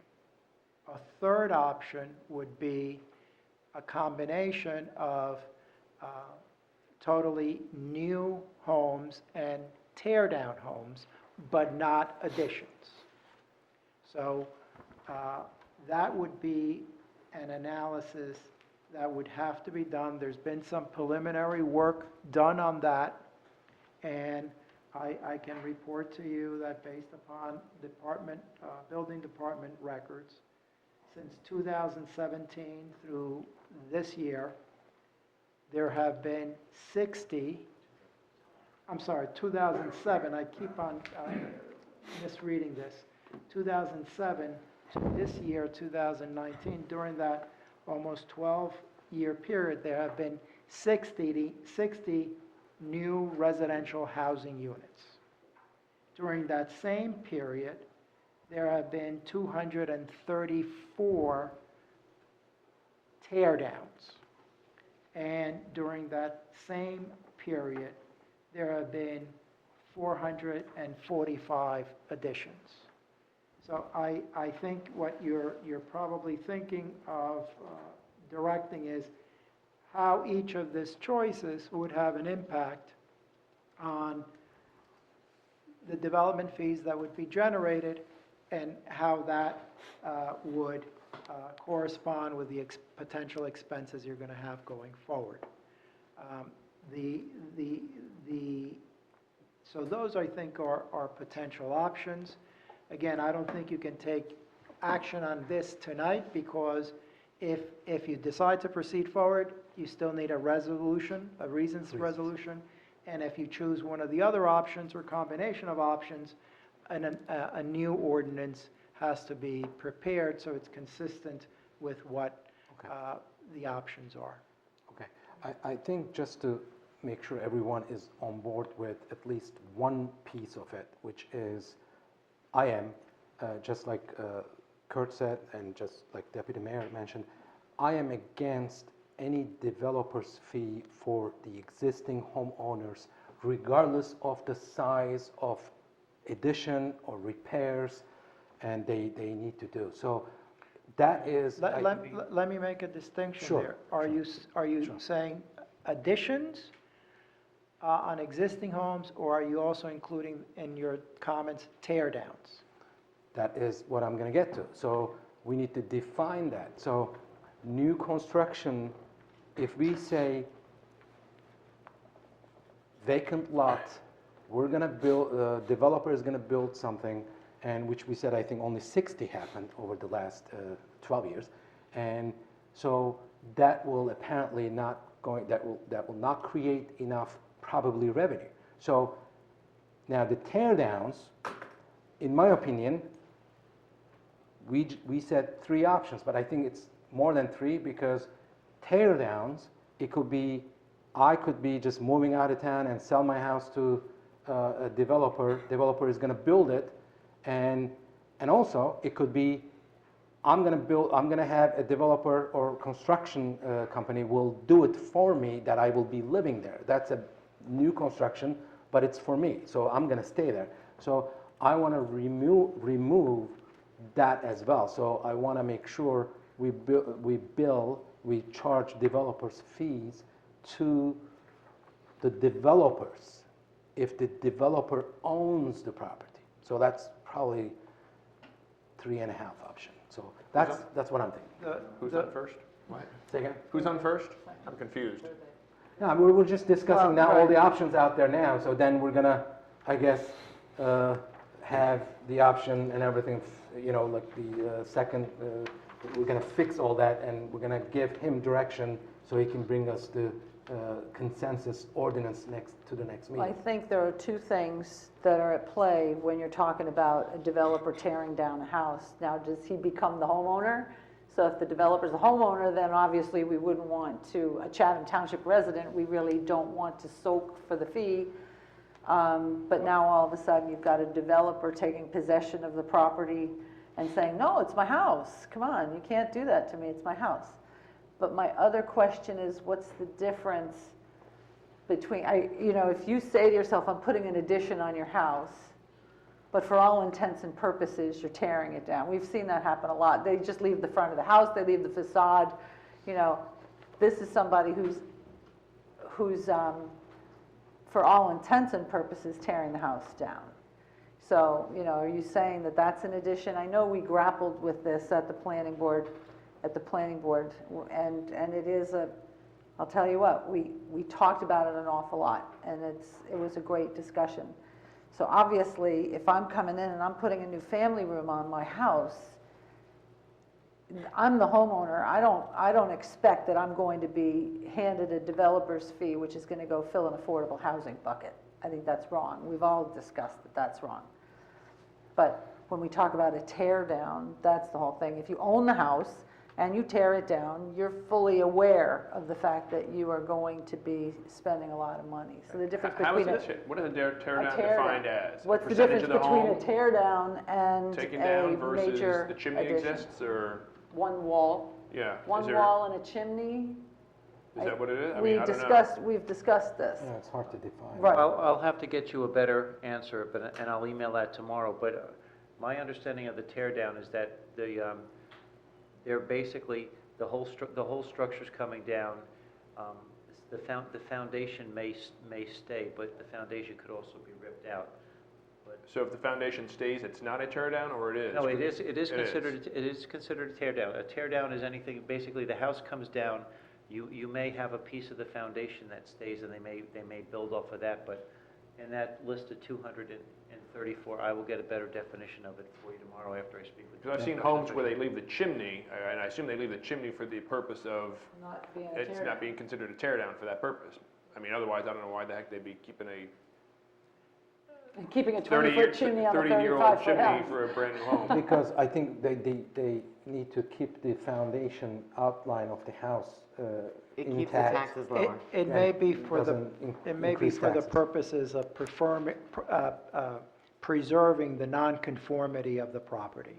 It could be Okay. that too. So there's nuances on how much you can tear something down before it's considered new. And you will often see that two walls are kept up, and that is simply to preserve what is allowed there by a grandfathering almost. But is there a legal definition of a tear down, or is that up to the municipality or to our own? I think that's something we'll Yes, get back to we you need that. on.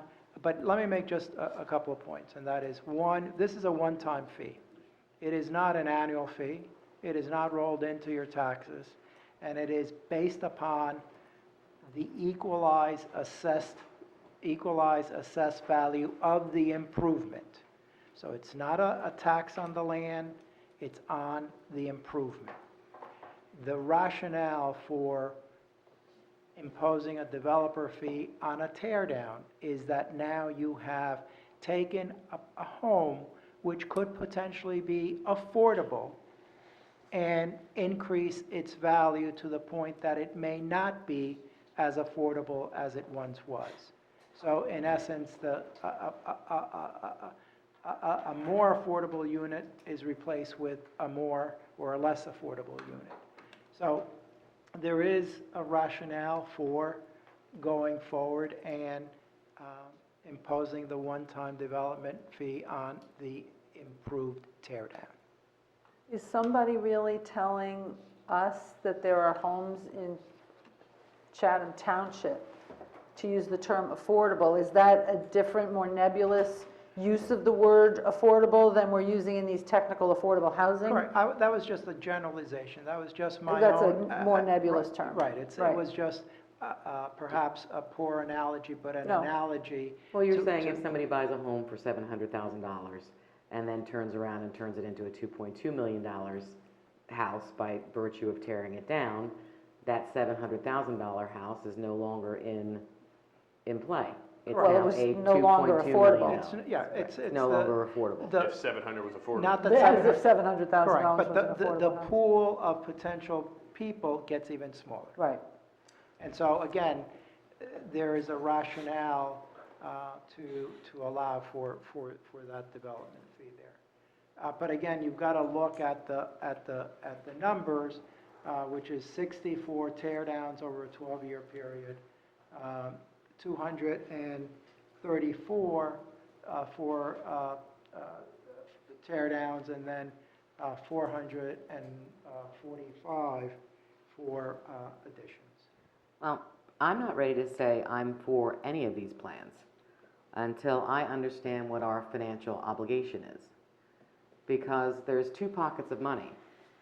There's a developer fee ordinance, which has been on the books since 2008 and was chosen not to be enforced. We could have been collecting these fees in some form or fashion, one of these three things, since 2008. And we have not.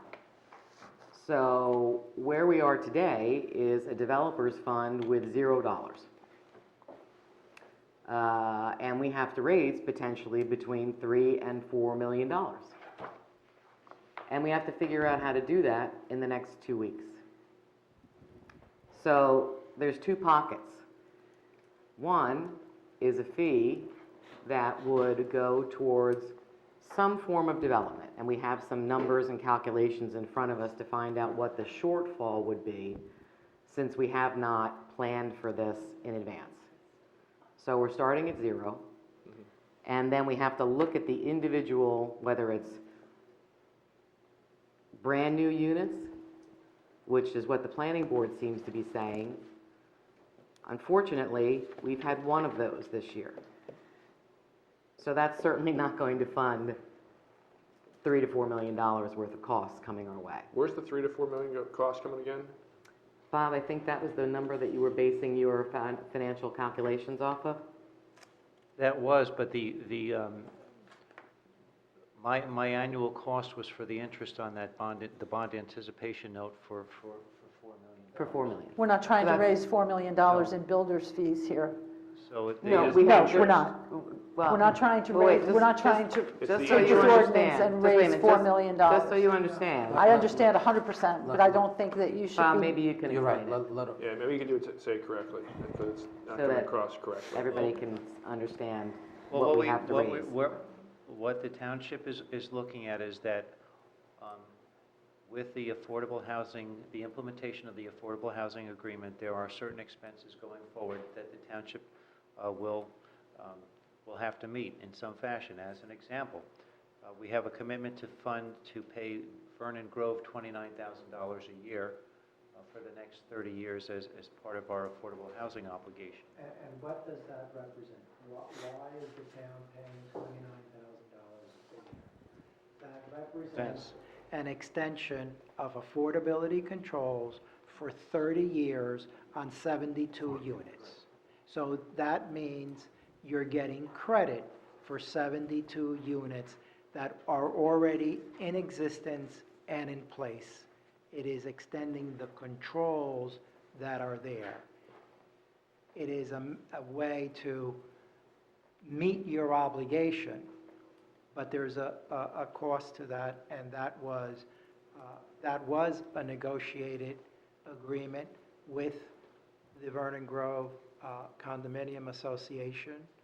That was approved by the court in 2018 and approved by this committee either in late 2017 or in early 2018.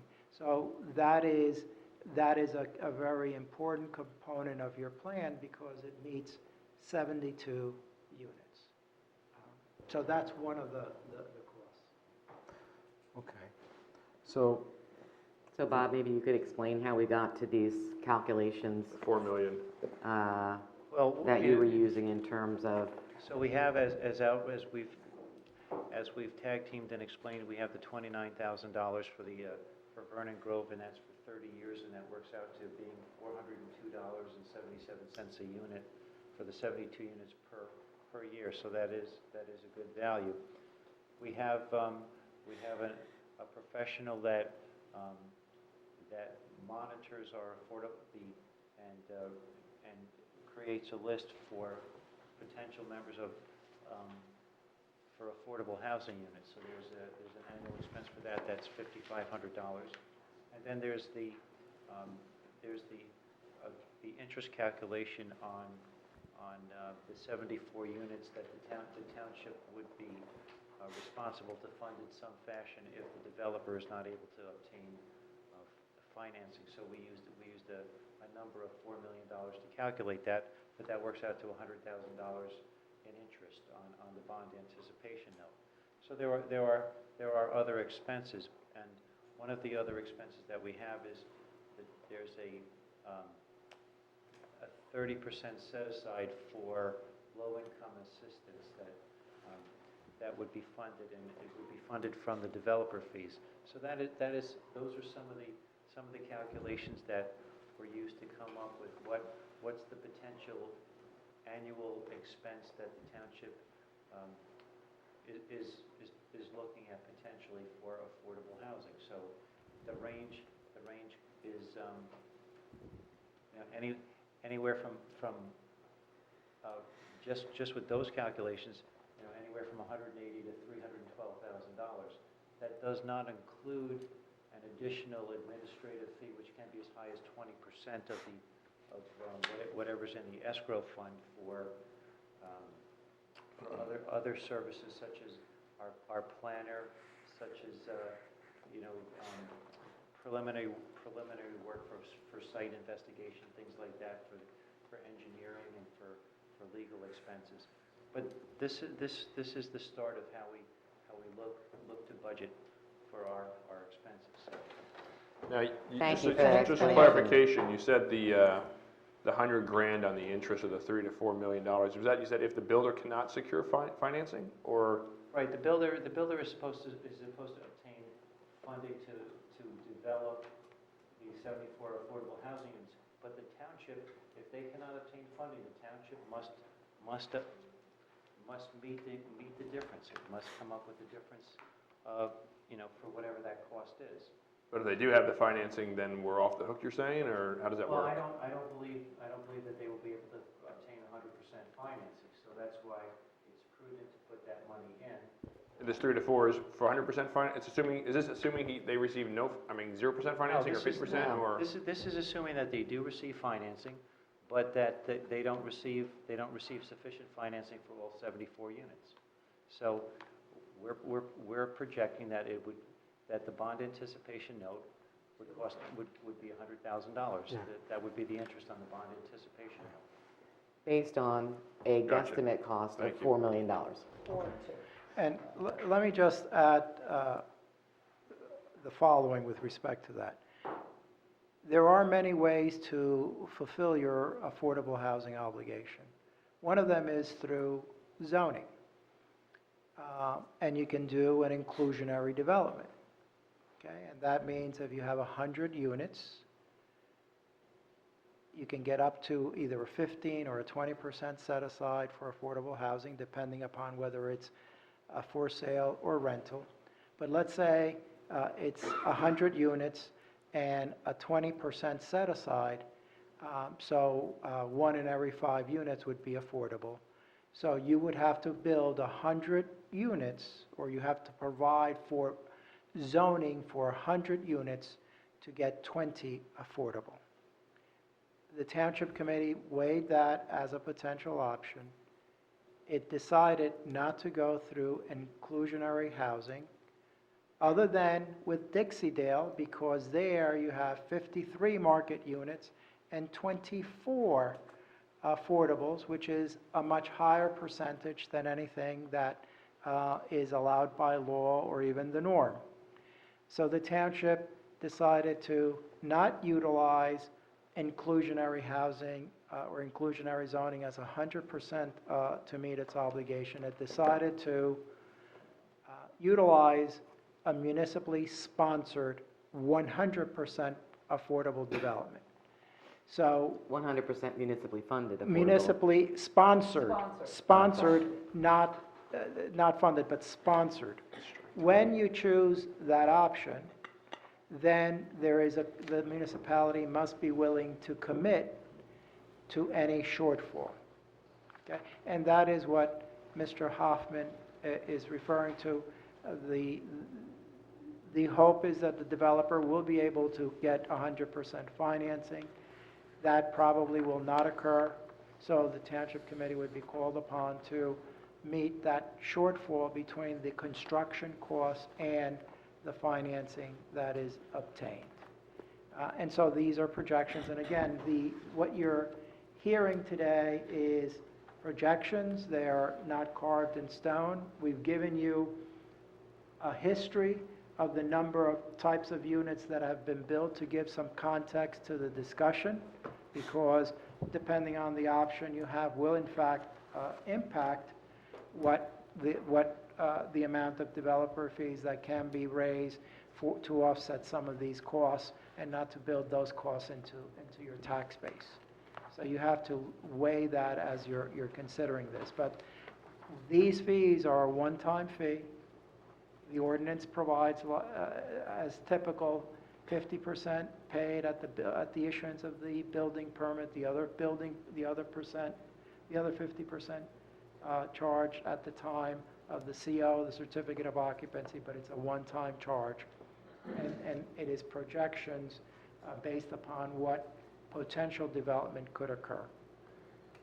Albert, thank you. That's a very good and comprehensive summary of what we've been dealing with for the last number of years. I appreciate it. Mike? And I just want to make the point that we're not adopting anything right now. We are giving some direction to our staff to proceed on one of these different courses of action so that they can actually crunch those numbers and come back to us with something, with some more accurate guidance, so that in a sense we're getting ahead of ourselves, questioning dollar amounts here versus dollar amounts there. Correct. And that's really, I think I began my first discussion saying I was recommending or suggesting you not adopt anything tonight, but give direction. But direction means you're going to come back to us with some kind of ordinance that we had a consensus. Yes, you're going to tell us which of the options. Kind of making a decision. I'm kind of finding this difficult to follow because we have multiple spreadsheets in front of us. We have multiple financial calculations in front of us. And we've had multiple discussions in the executive sessions concerning this. So the estimate of $4 million was used as an estimate as a potential shortfall that a developer may have in building the 74 units. That accounts for the $100,000 in annual expenses that would be charged to the developer. So we have to have some sort of discussion. Clearly, there's a lack of understanding on some of this. And we need to get a level set on what ordinance you're going to put forward to introduce for the next round. So we have to look at $312,000, roughly $312,000 worth of expenses that are anticipated annually for... No, I believe Bob had indicated it was only the $135,000. The other two line items were added, right? Is that what you were saying? I'm looking at the middle column, the top three, 29, 55, and 100. But I think he said $200,000 interest. No, we payments. had, that excludes the 30%. We're only required to cover the first three, I thought. No, we have to, we're contractually Those are my bound. notes from, We're contractually bound to cover the first two, and then we have, the third one is the interest, is the projection for the interest payment per year. yes, and then the last two, Right, but you also have that 30% low-income assistance that has to be covered, so that's part of the annual projection. So we don't, and that's gonna be based on what's collected from the developer's fee. That 30% number is based on what is gonna be collected. And if I just, the administrator has done an excellent job in preparing these analyses, but in fairness to him, this is a planning responsibility of the planner. He puts these projections together. Mr. Hoffman has done, as I said, an excellent job in getting the raw data. He has in meeting with the planner, he has refined the information, but ultimately, it's the planner that is going to sign off on the spending plan. The planner could not be here tonight. He left for vacation yesterday, and there's going to be communications between him and Mr. Hoffman in the interim between now and then. So I caution you, on the numbers because they may change. I think They will change based on as we refine them. they will change, as I just had to change my answer. But really what you need to look at is the number of units, okay? If the concept is to exclude additions, that is 445 potential units. That can be excluded. If you only want to do new constructions, then in the last 12 years, it's been 60 units. If you want to do new construction and tear downs, that has been 234, 294 units in those two categories. so Albert, about half an hour ago, I proposed amending the ordinance to eliminate additions. Where do we go from there? Well, you're not going to vote on anything. We're basically, I think. Okay, what- so we gotta that's give his you idea, direction that's now. good. We gotta see Yeah, the you gotta give me consensus direction. At least amongst the we're committee, if narrowing, that's where at we wanna least go. we're narrowing the field right So you're Okay. taking out number 3, which is the additions. So Okay. now you have The you first have two. the first two. So do we say who's in favor of that in the do- committee? Well, you just give me some direction. You want to go. I'm giving so- you direction, I say we get rid of it. I seconded that Okay, as so well. Okay. we'll not consider additions. Okay, that I think I understand. Mr. Hoffman understand. I understand. I would agree with that. Okay, she agrees. Okay, so it's We good. got an So agreement? That's a direction. We don't. Wait, you don't have it yet. Oh, no, I'm Two of I'm us totally in understand, agreement, okay. and the idea that there's a failure to understand around here is That's fine, certainly that's fine. not a failure Well, to it's- understand philosophy, and that is It's- that to lay all of these affordable charges at the feet of some we're guy not who there wants to yet. put a new family room on his house is totally wrong. I- That's not a Okay, failure to but understand I think there's a anything. consensus on that, and Yes. Yeah, I think we do. Nobody need wants to- to do additions. we need to move forward. The next proposal will not include additions to single-family homes. So now you have two other categories, new construction. Is that the only category you want to impose a fee on? Or do you want to impose a fee on new construction and tear downs? So that, My point of clarification again is just on the tear downs and how do we define tear down? There's a definition. We'll get a definition for you, but I think when you're basically doubling the size of your home, when you're basically stripping it down to either the ground or to a foundation, I think that's a tear down. But we'll get a very specific definition that we'll include in the ordinance so that there's no confusion. Now, will we have a chance to voice our opinion on that definition, or can we as a group say that is too narrow a definition or too broad a definition? If we come up and say if you're doubling the square footage of your house, that's for all intents and purposes a tear down, or? To the foundation. doubling is an addition. It's not a tear down. Doubling is it? is like you're adding 100% of your house. Right, so if I have a addition. 200,000 square foot house and I'm shouldn't be putting on a charged. I know what 200,000 you're saying, square but foot is that- addition. let's not engineer this now. Give Sure. Mr. Hoffman an opportunity Great. to have a Yeah, discussion. I would like with- clarification in terms of how we define tear downs. That's a great thing. We should do that. I think it's important to define how we define tear downs, because when we were looking at the numbers before, you could see the anomalies. There was a 3,200 square foot knockdown or addition versus a 9,000 square foot addition. And then we have to come back and look at the revised numbers, because I'm very concerned about funding something that it's only going to come out of two pockets. It's either going to come from the developer's fees, which are charged to residents who are significantly developing their homes, whether it's a developer or a resident, or it's going to come out of the general fund. So those are the only two buckets of money that we have. So it either gets charged specifically to those that are developing, or it gets charged to the entire, all residents. Now, And I'm not in favor of charging all residents. okay, okay. So we have to understand what the financial impact of this is. Yeah, Because And we won't know that If- until Frank gets back. But they're to not us. rejecting, Tracy, I mean, they're not rejecting, they're just rejecting the additions. We're seeking clarification on what, I'm seeking clarification on what a tear down is. So okay. And you'll get that. Thank you, Albert. Here, let me make a suggestion. I'll come back with two ordinances, There you go. okay? We One pay, pardon me? you're gonna spend more money. We're gonna pay you more. That's true. Come back with 3, Albert. No, just two. Make it, But if you had an affordable housing development fee ordinance, it could, those fees could come out of the fund and not out of the general revenue. But you don't. So. No, we don't. So only, you know. It was never repealed, it just One wasn't, ordinance with 3 separate sub-paragraphs. it just Or wasn't enforced. I will, no. all right, make sure developer fees are less than attorney fees. That's all I want to know. All right, go ahead, keep going. Whether it's one ordinance or two ordinances, and you strike out the offending paragraph, we'll do that, okay? So it'll be a choice that will have, it will not have additions, it will have only new homes or new homes and tear downs.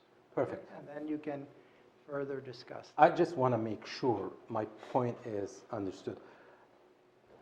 Tear down, whatever definition we come up with, I want to make sure if the owner of the house is not changing, if the ownership is not changing, I don't want to charge developer fee to that resident as well.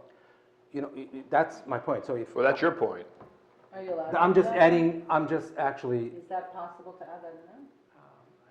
Or is that discriminatory? it's developer's fee. It's if the homeowner, if Mr. Matlaga is demolishing his house and building a new house for himself, I don't want to charge him. But then who's to say he doesn't just flip it 6 months later? I That's mean, true. you have, to what extent are you going to tie, That is handcuff the true. person to the property? That is true. That is true. So, yeah, that's not easy. Yeah, okay. Good point. Just I give my agree. 2 cents, just, I looked at the table, and I think Frank, our planner, kind of gave our administrator a very high number for the assessed value for tear down rebuilds, because the calculations are based on 25,000, and if you take the average of the tear down and the added assessed value, it's about 1.2 million. So the assessed value that was given to him was it equates to about 20 homes. It's just way too much. And so 20 homes this year? No, 20 homes on average. That's what the calculations are based on. At least that's what it appears to me. We haven't gotten to 20 homes. And I'm just saying that so when you're looking at the calculations, I think Frank really needs to look at that number, and that number has to be realistic. And that number needs to be realistic, not when we look at our statistics, but it has to be realistic for a 30-year period, because we have to collect this for 30 years. And so the numbers, I think that number is it needs to be a lot lower, because frankly, in 20 years, our tear down rebuilds, our housing stock is being changed over. It's going to change out. So, when you're looking at 30-year projections, this is not going to be a favorable response, but I think we need to. This is a look back. This is, These are all historical. No, I think John is saying you have to take Vernon this Grove and go is being forward. paid for 30 years, correct? So you're going to be collecting fees to cover that, at least that grove for 30 years. But the spending plan is not. No, I'm just saying, and again, we're just looking at what, basically, the feeling is that, the fees collected need to pay for the expenses that we have. Correct. And I think what we're looking at is new homes, tear downs, but the added assessed value for tear downs over time is going to decrease. It's going to go in the opposite direction, and so there's going to be an issue with that. My suggestion is to look at, a very standard definition of substantial completion, of substantial improvement is defined under FEMA, and it's something that's this industry standard regarding substantial completion. And substantial improvement is more than 50% of the assessed value, and then there's a whole way of calculating that. It's all spelled out in regulations, and so we may want to just look at the additions and see, have there really been substantial improvements in all these additions, or are we just talking one or two homes? And No, so- you know what, we should talk about this tomorrow or Monday, but these numbers are accurate because they're from the construction office. They've also been vetted by our tax assessor. No, I agree. Who looked at that. The numbers are absolutely accurate. they're I'm spot- saying, but from the information that we have, can we say, how much of the added assessed values for additions were based on more than 50% of the assessed value of the structure itself? So, how many homes were actually doubled is really what it comes down to. So- That's part of the 31 pages that are the backup for this. So, but we're identifying additions, 400, we're doing 445 additions. Hasn't been 445, doubling of homes. The question that I'm saying is, of those additions, how many of those were actually substantial improvements, meaning that they doubled the size of the home? It's we $89 million. We have a number. We have that. We have it by building permit, so. Yeah, and if we have that, we can see, of that 445, are we talking about 1, are we talking about 20, are we talking about 100 homes that were actually doubled? Yeah. I've got that, we're talking in the 20s. All right. You're talking of low numbers. Yeah. So that is something that the committee may want to look at. And- Because for long-term, we may need to tap into those, doubling of homes in order to keep the fees substantial enough to cover expenses. And that's one of the things that I'm concerned about in terms of the funding of this, is that in 2019, we had 1 new home. In 2017, we had 2 new homes. In 2018, we had 6 new homes. For the tear downs, we've declined from 24 to 19 to 7 year-to-date for 2019. And it's to hard your to say point, it's hard to our see what that projects. extrapolating that out as less and less inventory is available, because now we've had roughly 294 houses turn over since 2007. And the availability of these lots decreases. So the availability of these knockdowns and rebuilds will also continue to decrease. We got over 4,000 homes in the town. Because it's limited housing Right. stock that's available. All right, so 3,000 So homes. I think we'll continue to see a downward trend in the tear downs simply because they're just not available. I don't know if anyone has a crystal ball to say Right, that. well, I think So one thing we have what to. is, what is the, let's go back to what's the direction that. Point on hand. Committee is. Removing additions, 2 ordinances Removing next additions time. and a definition of tear downs. Yep, he's got it. Ordinance And 2015 also, we have next. to figure out Right. whether our job as policymakers work. is to try and adopt an ordinance that's going to be designed from here to eternity to hit a moving target, or whether we are going to adopt an ordinance based on our philosophy of what is best for the homeowner of our town. That's Because 100%. that is what we do. We are not going to sit here and design an ordinance to hit a moving target from here to the next 30 years. I think we should design an ordinance that is going to speak to our feeling for the policy that is going to treat our homeowners with the most respect, the most latitude, and the most fairness. And that's what we should be doing as a policy-making body. I don't think. And anybody Albert, you disagrees. said future committees can update this ordinance in Right, 20 years, 10 right. years. Yes, I think that's the point that I was about to make, and Mr. Rushke is correct. There are some costs, like Vernon Grove, that are now not 30 years, but 27 years, because we've started that program already. But this is a 5-year spending plan that takes you through the end, through July 1 of 2025. Some of the costs are based, are 30-year costs, some may be less. But the spending plan can be updated as we go along. The ordinance can be updated as we go along. I certainly am mindful of your concerns, but what I want to do is make sure that the conversation continues to try to work something that is feasible. These numbers are going to go, they're not fixed. None of the numbers you have before you is fixed. The reason you've used the historical information is to have a guideline of what could be potentially anticipated. But the numbers are declining. If you take, you've had almost 800 of one type or another. And you have, I think, a little less than 3,000 residences in the town. So is that correct? No, less than 4,000. So almost a quarter of them have either gone through some sort of process. 19% have gone through this process of either. But I will also tell you, some of those tear downs probably had renovations years ago as well. Correct. So, It's a cycle. But again, it's a cycle, but this is not fixed in stone. It can be changed. It can be changed by this committee, next, in the future, another committee. We don't have a history. We don't have an actual experience, and I think that everyone would feel better if you had the experience, but you don't.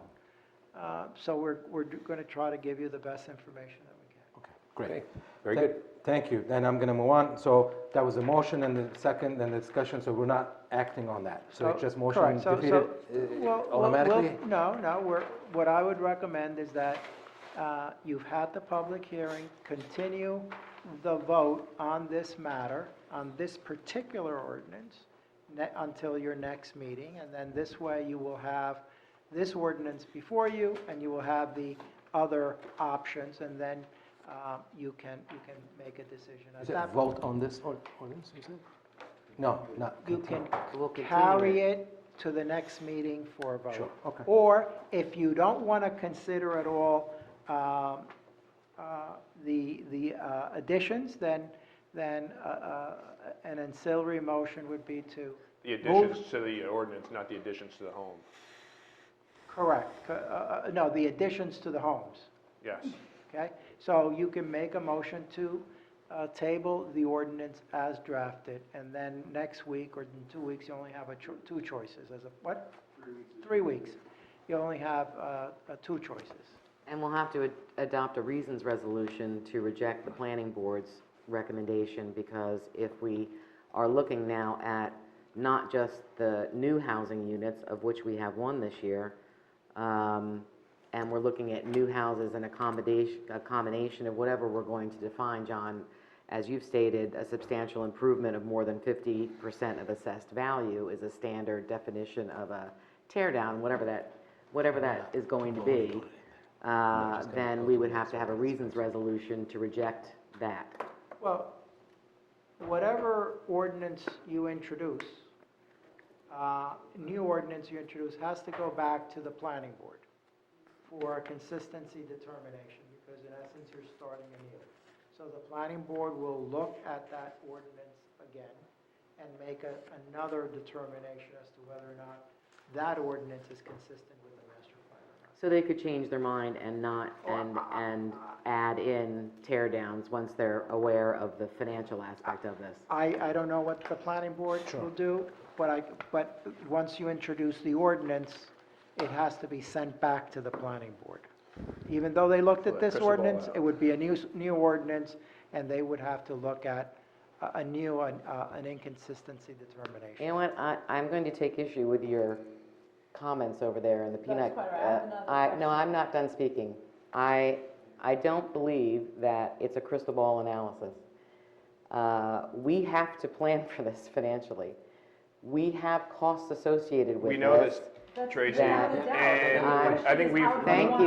belabored the Please point. stop talking Belabored the over me. point that we don't have the Please numbers. stop talking over me. Hold on. You'll answer. We have to plan financially for these costs. We've been accruing affordable housing costs. We had $30,000 worth of affordable housing costs in our last bill list. We are going to have to pay for some sort of portion of this development of the 74 units, which has been estimated anywhere between 2 and now we're estimating it at possibly $4 million. That money has to come from somewhere. So it's all well and good to say we're going to do the best that we can by our residents, by saying what we feel like we should do, and we don't want to charge anybody anything, which is of course what everybody up here wants to do. But that's not the reality. The reality is that we're going to incur these costs. The back of the envelope on this is $312,000 a year. And that money has to come from somewhere. Our job is to make it the most palatable and impact the least amount of residents. So I am uncomfortable providing any sort of guidance on this further. Although I agree we need to take out the additions. I'm not in favor of that. But I need to see the numbers to understand how much is going to come from developers' fees. And then the only other pocket of money is the general fund. So, and that's what Can I I need say anything to now? move forward. I think we've all agreed that we're waiting for Frank to get the numbers. We all agree that these are back of the envelope numbers. We all agree we don't know what the final numbers are going to be until the analysis is done. Well, they're a little bit more than back of the envelope numbers. I think, as I said, Mr. Hoffman has done an excellent job. I'm in sorry, this. those were Tracy's words. Well, I agree, it Bob doesn't did ma- yeoman's work putting It this doesn't together. matter whose words they are, but I got in the direction that you gave me, and that is bring back 2 new ordinances, or one ordinance with 2 options, and then it will be an option only for new homes, an option with new homes and tear downs. Agreed. Then you pick whichever one you want, it's introduced, it's referred to the planning board. Sure. And having heard you explain very clearly that you don't want to do additions, then my recommendation would be is move to table this ordinance, you're done with it, and then we start anew in 3 weeks, and it goes back to the planning. I move to table this ordinance. Okay, I Do I have second. a second? I second it. Roll call vote, please. Mrs. Nis? Yes. Mrs. Schwartz? Does it close the discussion? Yeah, we're Yes. just tabling Because it. I will still, no, but I still have a question or two. I wanna Considering the ask you. lateness of I the hour, will- may only I have will 5 more vote minutes to yes. bring No, new no. business. I will vote yes on the motion, but I do have, Tabling, we're tabling it. Miss- Okay. Motion to table. Mr. Ritter?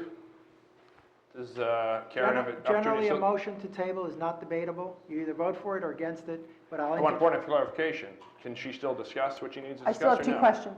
If you have questions in general, we can do it after the motion. Okay. Yes. Deputy Mayor Kelly? Yes. Mayor Salim? Yes. Thank you.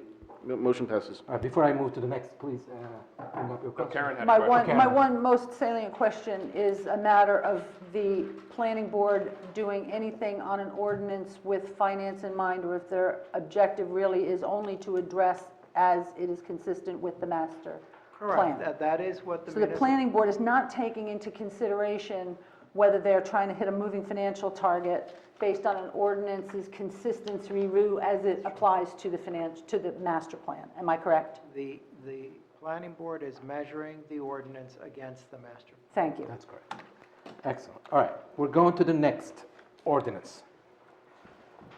Ordinance 2019-15, Affordable Housing Ordinance, an ordinance of the Township of Chatham, County of Morris, State of New Jersey, repealing Chapter 29 titled Affordable Housing of the Revised General Ordinances and replacing with a new Chapter 29 titled Affordable Housing to address the requirements of the Fair Housing Act, FHA, and the Uniform Housing Affordability Controls, UHAC, regarding compliance with the township's affordable housing obligations.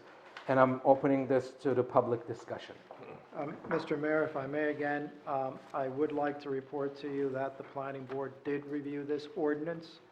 And again, on page 3 of their conclusion, the planning board states, based on a review of the relevant master plan provisions, the planning board finds that ordinance 2019-15 is not inconsistent with the master plan, and the board hereby recommends its adoption.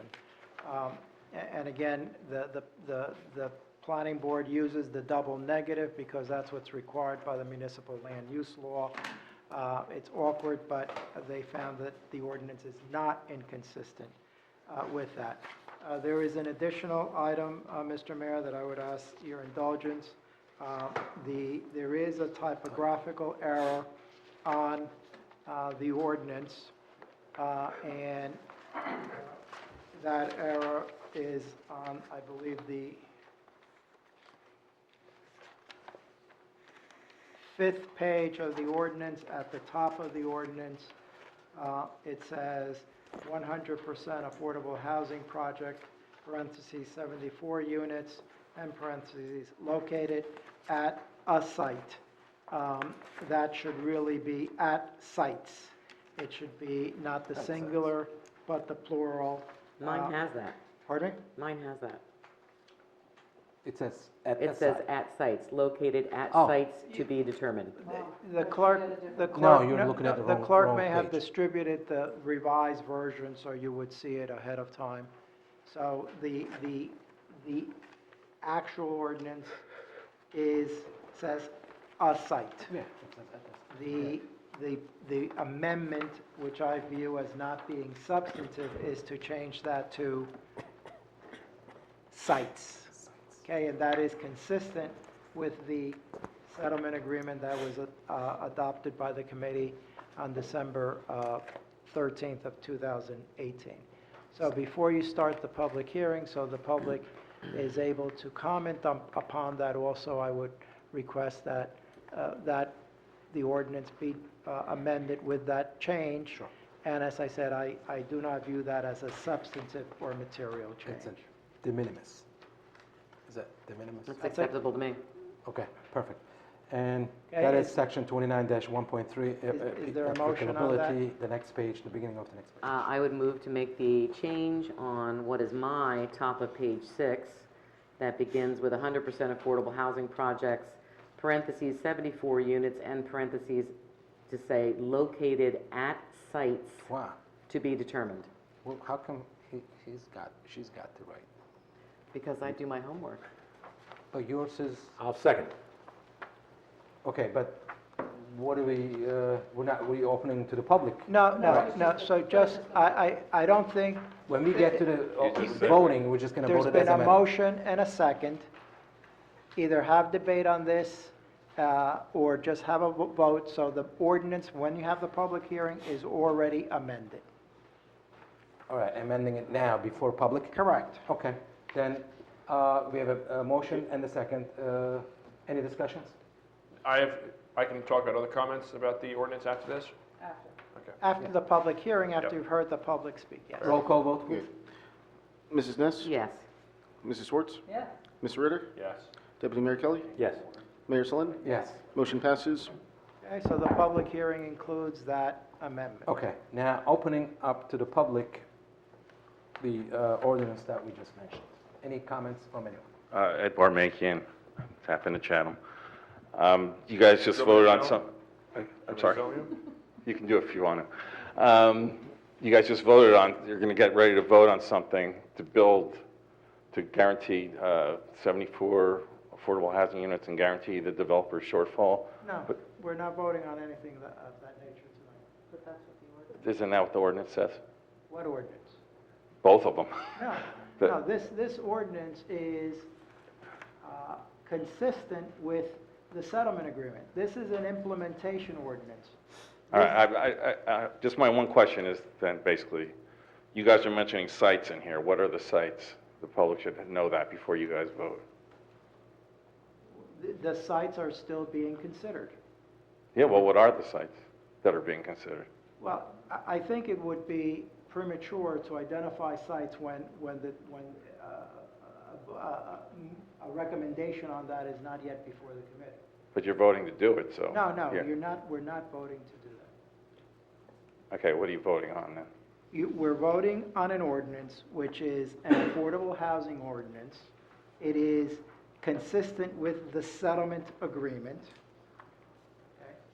That what you see here included, for example, in this ordinance, it refers to an inclusionary overlay zone. That has been in part of the settlement agreement, that ordinance hasn't been adopted yet. So when that ordinance is before, this is just a listing of what's included in the plan. But in December 13, 2018, you agreed to cover the shortage fees for developers to build 74 affordable housing units. Isn't that correct? There was, You already agreed to that, right? Yes, it's been agreed to, and So what you're- we're doing now is implementing that agreement. Right. So what are the sites that are being considered? It would be premature to disclose that until there's that the administrator and myself and the planner are ready to do that. You're not voting on a site. You're saying sites will be identified. That's what this says. Sites will be identified. Okay, it's going to be done though, right? Yeah. We're voting on definitely- 74. We're It's not definitely voting going to be on done. this. You're- We're voting That's on exactly- You're voting. You're definitely going to build 74 affordable housing sites somewhere in Chatham A Township. developer is going to build 74 at a site or sites, Okay. To be determined. to be determined. Okay, perfect. Next, please. I'll email you the video. Good evening, again, Rez Estevez at Southern Boulevard. So the vacant land analysis indicates that there is no vacant land. No, What does it indicate? it indicates what what vacant land exists and what realistic development potential that vacant land will sustain. Okay, so that realistic development potential that the vacant land will support, is it equal to the current mandate of 74 affordable housing units? Actually, if you look at the settlement agreement, Mhm.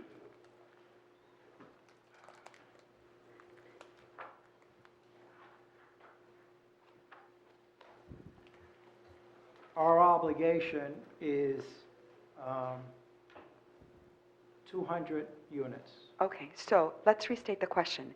Is the land indicated as available in the vacant land analysis equal to the now mandate, and it's the mandate of the moment, of 200 affordable housing units? Do we have enough land to meet it?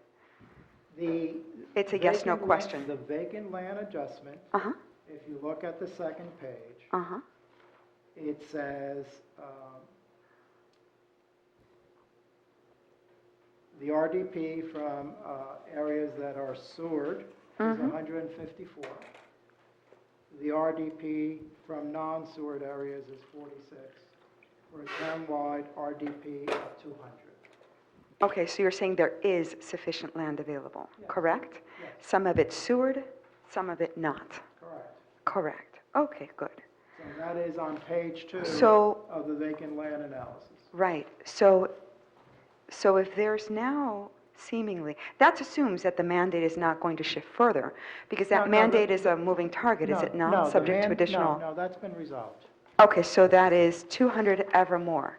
That number of 200 will never change, it will not For the increase? third round. For the third round? This lasts through July 1, 2025. I see, okay. And at that time, I'm sure that the conclusion will not be that the mandate is closed. I'm sure Well, there'll be here's where you can really be of benefit to the Township Committee and the Township. I'm listening, This is what this requires is a legislative solution. yes, which is scant. And unfortunately, the governor, whether it's this governor, prior governors, and the legislature, have not addressed in a legislative manner affordable housing. Okay? It has allowed affordable housing to return the litigation of affordable housing instead of being administered by an agency who's... Or not at all, even. Or not at all. Exactly. The affordable housing has been turned over to the courts through a process of litigation as opposed to administration. Precisely, Okay? yeah. And so, and in essence, it has left the municipalities to work through these problems on their own. Which is a disaster, because now So we can here's let where- go, now we here- can let no. go of the facade that affordable housing will not be costing township taxpayers anything. So That here's- has now been completely here's- dispensed. here's- One moment, here's that's where- been completely Now, dispensed. you asked me a That- question. Precisely, and the can answers I are very answer? not You satisfying. don't like to be interrupted, and I would like not to be interrupted. I have So a follow-on you- question, so I'm you curious can- to hear your You can ask a response. follow-up question, but in answering your question, where the public can help is pressing their legislators to present an affordable housing solution, something that the New Jersey Supreme Court has begged the legislature to do. There are a multiplicity of bills pending in the legislature that are just languishing there. So really what we need to do, what the public needs to do, is approach their legislatures so that by 2025, there are sets of rules that are workable, that there are rules that are not being imposed on municipalities through a judicial proceeding, but through an administrative process in which there's a lot more participation. Right. So that's really the issue really before you and 2025 is what's the public going to do in terms of ensuring that legislation is adopted before the next round. And perhaps the next round will be very different than this round. Yeah, it could be even more onerous. So with respect to that, until 2025, the township is being forced to digest this unwelcome, heavy-handed, high-density urbanization and pray that between now and 2025, we have a legislative solution. In the interim, I think that this hearing of the Township Committee makes it abundantly clear that there is no fantasy world where this affordable housing mandate will not cost township taxpayers. It is a fantasy to assert that builders will foist the entire burden. All of this is deeply and disgustingly unjust. Okay. Thank you. Next person, please. Richard Matlaga, I've a question and a comment. My question is on the schedule where it shows the RDP from the sewered area and from the non-sewered area totaling 200. If those properties never turn over, there'll be no affordable housing built, No, correct? no. If they're not sold or if the current owners hold them that long. The vacant land analysis is a methodology to calculate what the realistic development potential is. The units, the houses, or the properties that will be built upon and used for affordable housing are the ones that are identified in the plan, the mechanisms that are identified in the plan. So not every piece of property is potentially exposed to becoming affordable housing. There are properties that are identified in the plan. If your plan gets certified, then that protects the zoning in the remainder of the municipality from a builder coming in and saying, you've designated this property, but I don't want to use this property. I want to use another property, and I want to use it at the 5-to-1 density. So the vacant land analysis is a tool to develop, to determine your realistic development potential. That realistic development potential is then translated into a plan. The plan has components. One of the components is to extend controls at Vernon Grove. That has been done. Another component is the skate park. That was just recently approved. There is another component for 74 units at a site or sites. That property will be identified, or properties will be identified, and that's the component. So not every property on a vacant land analysis means it's going to be an affordable development. It just means it was used to calculate the RDP. Then the Township Committee has the choice of how to meet that realistic development. And does the 74 meet the requirements of the third phase? Third round through July. So the town is good through 2025? Correct. Great. And here's the key, okay? The third round really began in 1999.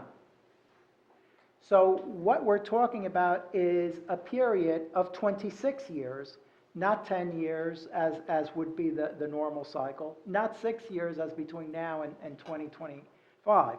So what we're talking about is an obligation of 26 years, okay? And why has this rolled out? Because COA, as the Supreme Court said in 2015, became a dysfunctional agency and was unable to adopt regulations that were sustainable legally and met the constitutional requirements of the state of New Jersey. So this almost 26-year period now means that the municipalities have to address that period. There was a great deal of litigation regarding the gap period. The gap being what happened between 1999 and the year 2015 when the Supreme Court issued its rule returning everything to the courts. The municipalities argued individually and collectively through the League of Municipalities that there should be no gap obligation, okay? Meaning do it only prospectively, no gap obligation. The New Jersey Supreme Court said, no, there's a gap obligation. And you have to plan for, in essence, your realistic development potential over a 25-year period. So it's fairly simplistic to say we're going to have an obligation going forward. And yes, you may have an obligation, but it really is a legislative solution because had the legislature acted, this gap period would not exist. It would have been addressed in the normal course. Okay? So really, what this places not only Chatham Township, but every municipality under a tremendous strain. And remember, what we're meeting here is a constitutional obligation. The Township Committee didn't make up this obligation. The New Jersey Supreme Court made up this obligation. And in terms of litigation, municipalities have not won these cases. They have consistently lost throughout the courts, at the trial level, at the appellate level, and the Supreme Court level. And so it's something that the municipality has to deal with and plan for it. And so the settlement agreement fixes the obligation and and fixes how that obligation is met. And it protects the township from being sued by a builder or developer who wants to do something. Correct. At the end of this, you get a judgment of compliance and repose, which is the equivalent, a judicial equivalent of substantive certification that was issued by COA, and that protects you for that period. So the township is only obligated to provide for the zoning here and to meet the mechanisms that are outlined in the settlement agreement. If we're successful in doing that, the court grants a judgment of compliance and repose. You're protected until 2025, July 1, 2025. And that, as I said, goes back to what I was saying. There's a 5-year period here or a 6-year period that really everyone should be calling upon the legislature to address the affordable housing requirements of the state of New Jersey. And then one comment, if you could look at section 29-1.3, applicability, it's getting late. And item 4A, it says prior round obligation. It cites a group home located at, I think there's a typo, I think that should be block 67, lot 3 for not 4 units, but 6 units, to match it up with the December 13th. Yes, you are correct, and that when you said to me before about an email, the clerk did forward that email to me, and I was just in my normal state of confusion. Yes, that should be, the block is wrong. And that would be a second amendment that we would have to make from either 67 to 57 or 57 It's to 57 to 67, and the number of 67. units from 4 to 6. No, the number of units is correct because it's based upon the settlement agreement. And when we entered into the settlement agreement, we thought there were 6 existing, there was a group home with 6 existing units. After the settlement, at some point after the case was settled, but before it went to court, I was trying to get the documentation to prove we had a group home with 6 units. In getting that documentation, it turned out that the group home is only 4 units. And so at the fairness hearing that occurred on February 22nd of this year, there was testimony by the planner to the court in the presence of Fair Share Housing that it was really 4 units at that location. The court accepted that, Fair Share Housing accepted that, and because there was an excess number of credits, there is no adjustment to the plan. So the 6 units is fine because that's consistent with the agreement and the testimony, but we should change the lot designation. Okay, thank you. Okay? Thank So you. that would be a second motion that would have to be made, and you can make that after the close of the public hearing, so to change, and the 57 clerk to will identify where it is from 57 to 67 or 67 to 57, yep, whatever okay. the right We got it. 57 to 67. Paragraphs above where we previously amended, it's It's, section Do you want me to just move it? 29-1.3 applicability, number 4A. Second bullet. Point group home located at block 67. okay, I think there's no one from the public, and we're closing it to the public, and I have, do I have a motion to make that amendment Greg just read? You do? All right. Second. All right, Greg, roll call. Who made the second? Okay. Roll call vote. Mrs. Ness? Yes. Mrs. Schwartz? Yes. Mr. Ritter? Yes. Deputy Mayor Kelly? Yes. Mayor Sullivan? Yes. Motion passes. Okay, great. So now, do I have a motion to adopt the ordinance as amended? Do I have that motion? I have a further discussion item, question. We're gonna have a discussion. Just need a motion and. You're not adopting it yet, you're just. Do I have a motion? Yes. Yes. Motion. Do I have a second? So moved. Second. Discussion. Okay, please. Albert, maybe you can add clarification under the section 29-1.21 affirmative marketing requirements. Item number 10, it lists a number of different organizations, I guess, where it's going to be advertised for affordable housing. Do you know where is this a standard list that's shared all the time, or Yes, this is, can we add any additional to this list in the future, or how does it all work? well, this is a standard list. Your settlement agreement required specific agencies to notify. This is basically a planning tool. The planner attached that to that ordinance. You can certainly add to it. And I wouldn't recommend that tonight because I think that's a more substantive change. But certainly, at the next meeting, we can move to amend the ordinance to include additional marketing tools. Are there particular requirements that they must meet? They- I mean, it says it's. They're will- generally Pretty wide open here when you read the ordinance. Designed to attract buyers and renters of all majority and minority groups regardless of race, creed, color, national origin, ancestry, marital or familial status, gender, affection, or sexual orientation, disability, age, or number of children in the housing units. I mean, it covers the gamut. All right, I mean, the settlement agreement provides the specific ones that we must. I don't think that there's any harm in giving more notice and opening up the pool more. So if you have certain agencies you want to recommend, send me an email. Perfect. And I'll revise the ordinance to Great. include. Thank you. Okay, excellent. Any other comments from the committee members? I had a question on 29-1.6, which is on page 7. Affordable Housing Program, Township-wide mandatory set-aside. Consistent with those requirements, this section of the ordinance hereby requires that any new multifamily or single-family attached residential unit permitted by zoning or through variance at a gross density of 6 units or greater per acre include a mandatory 20% set aside for affordable housing units. Do we have anything like that coming with the development on top of Hilltop with Sterling Sun, who has bought those properties up there? No, there is a little bit more to that requirement. What's that page again? It's on my page 7, section 29-1.6.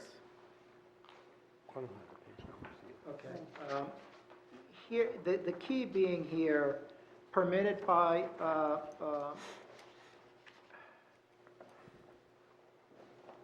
permitted by zoning or through variance at a gross density of 6 units or greater per acre. So the requirements are, if you change a zone, if this committee does a rezoning of a piece of property and rezones that property to 6 or more units to an acre, this requirement must be met of a 20% set aside. If a variance by the Board of Adjustment is granted for 6 or more units to an acre, this is required. So the key here is how the zoning occurs, whether it's a new zoning ordinance rezoning the property or through a variance granted by the Board of Adjustment of 6 or more units to an acre. So, and it wouldn't, it has to be attached, so it wouldn't be the single family, because what's the proposal for the second development on Hillside? It's either 4 or 5 lots, so I don't think it would qualify. No, it would not, because that is for the potential It's not going to be is 4 units, so it would. additional townhouse housing, it's No. going to be No. individual, I believe 6 so. individual homes. Not 4. 6. Yeah. Okay, fine. 4, and No, it's I'm good. not, and it's not to an acre. Those are, I forget what the proposal is, but it's not to an acre. The key language is here, 6 units or greater per acre. Why is this in here? Because we've talked about the realistic development potential, which is what the town can sustain. But there's also the unmet need, which is the difference between what the various formulas are to, of how the town could be developed and your realistic development potential. So that spread is an unmet need, and you have to have mechanisms for meeting that unmet need. And basically what this says is if you have a high-density development, there should be a set-aside for affordable housing, and it can't be all market units. But it is 2 things you have control over. Either you rezone it, and you don't have to rezone it, or the Board of Adjustment grants a use variance for a higher density, and the proofs there are very high. So the developer coming in and building these lots up on the upper side of Hillside, doing 6 homes, we have no 4 homes. obligation. There's 4 homes. There's 4 homes? Yes. 4 homes. 4. We have no obligation for. It's not 6 units to an acre. That's right. I'm saying separate and aside from that. If a developer develops a plot of land and puts 4 homes on it, we don't have any obligation for that. Okay, It does not trigger this. thank you. All right, anyone else from the committee? Yes, Mayor, if I may.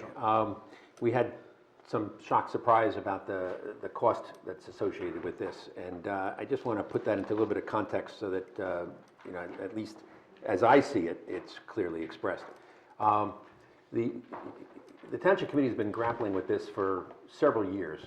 Anyone who's come here or seen our agenda knows that we go into an executive session almost every meeting. And every action we've taken is on our website. It's if you click on government and click on affordable housing, you will see a long list of our actions. There's frequently asked questions. There are news articles that put it into perspective. So please take a look there for the really nitty-gritty detail. But I think that philosophically, one of the decisions we made a while back when we realized, as Albert is saying, is that this is a mandate, was that we had two courses of action we could go. We could go the builder's remedy route, and if we have an obligation for 100 units, we would be committing the township to accept 500 units to provide 100 of affordable housing. And I think that at that time, the Township Committee unanimously felt that that would be totally unacceptable to the people of Chatham Township. That the people who move to Chatham Township and who love what it is, love the open space, love the traffic to be as light as it possibly can be, all the things that 500 new houses would destroy in terms of density of development across the township. So we went with the alternative, which is the 100% affordable development, which allows us to just have the 100 mandated units, but it comes with a cost. And we are now getting to the point where we're getting our first look at, not the first look, but we're starting to come into focus on the cost. And we are asking our staff to bring that more into focus for us. But there is a cost. They're always known that there would be a cost. And I think that the Township Committee made the decision that a financial cost was a better price to pay than the environmental impact of the development of 500 units instead of 100. So just to put that into perspective. Taking a risk thereof, right? Because it wasn't definitive. Well, but it was taking a risk, and it was putting our fellow residents in a position of perhaps having to face this. you know, It was rolling the dice. rolling the dice. Yeah. And, you know, we debated over that long and hard. Was that a gamble we wanted to take? And, you know, I think that we've consciously gone down the course that we have gone down for very defensible reasons, and with an end result that we thought would be best for the township. And there will be a dollar's expense to it, but it will be much less than the expense of all of the traffic and school impact and you know, the building impact and the loss of open space that would come with 500 units instead of 100 units. So it just to put that into perspective from my own personal view. Okay, perfect, thank you. And I think we're done here, and roll call vote, please. Mrs. Ness? Yes. Mr. Schwartz? Yes. Mr. Ritter? Yes. Deputy Mayor Kelly? Yes.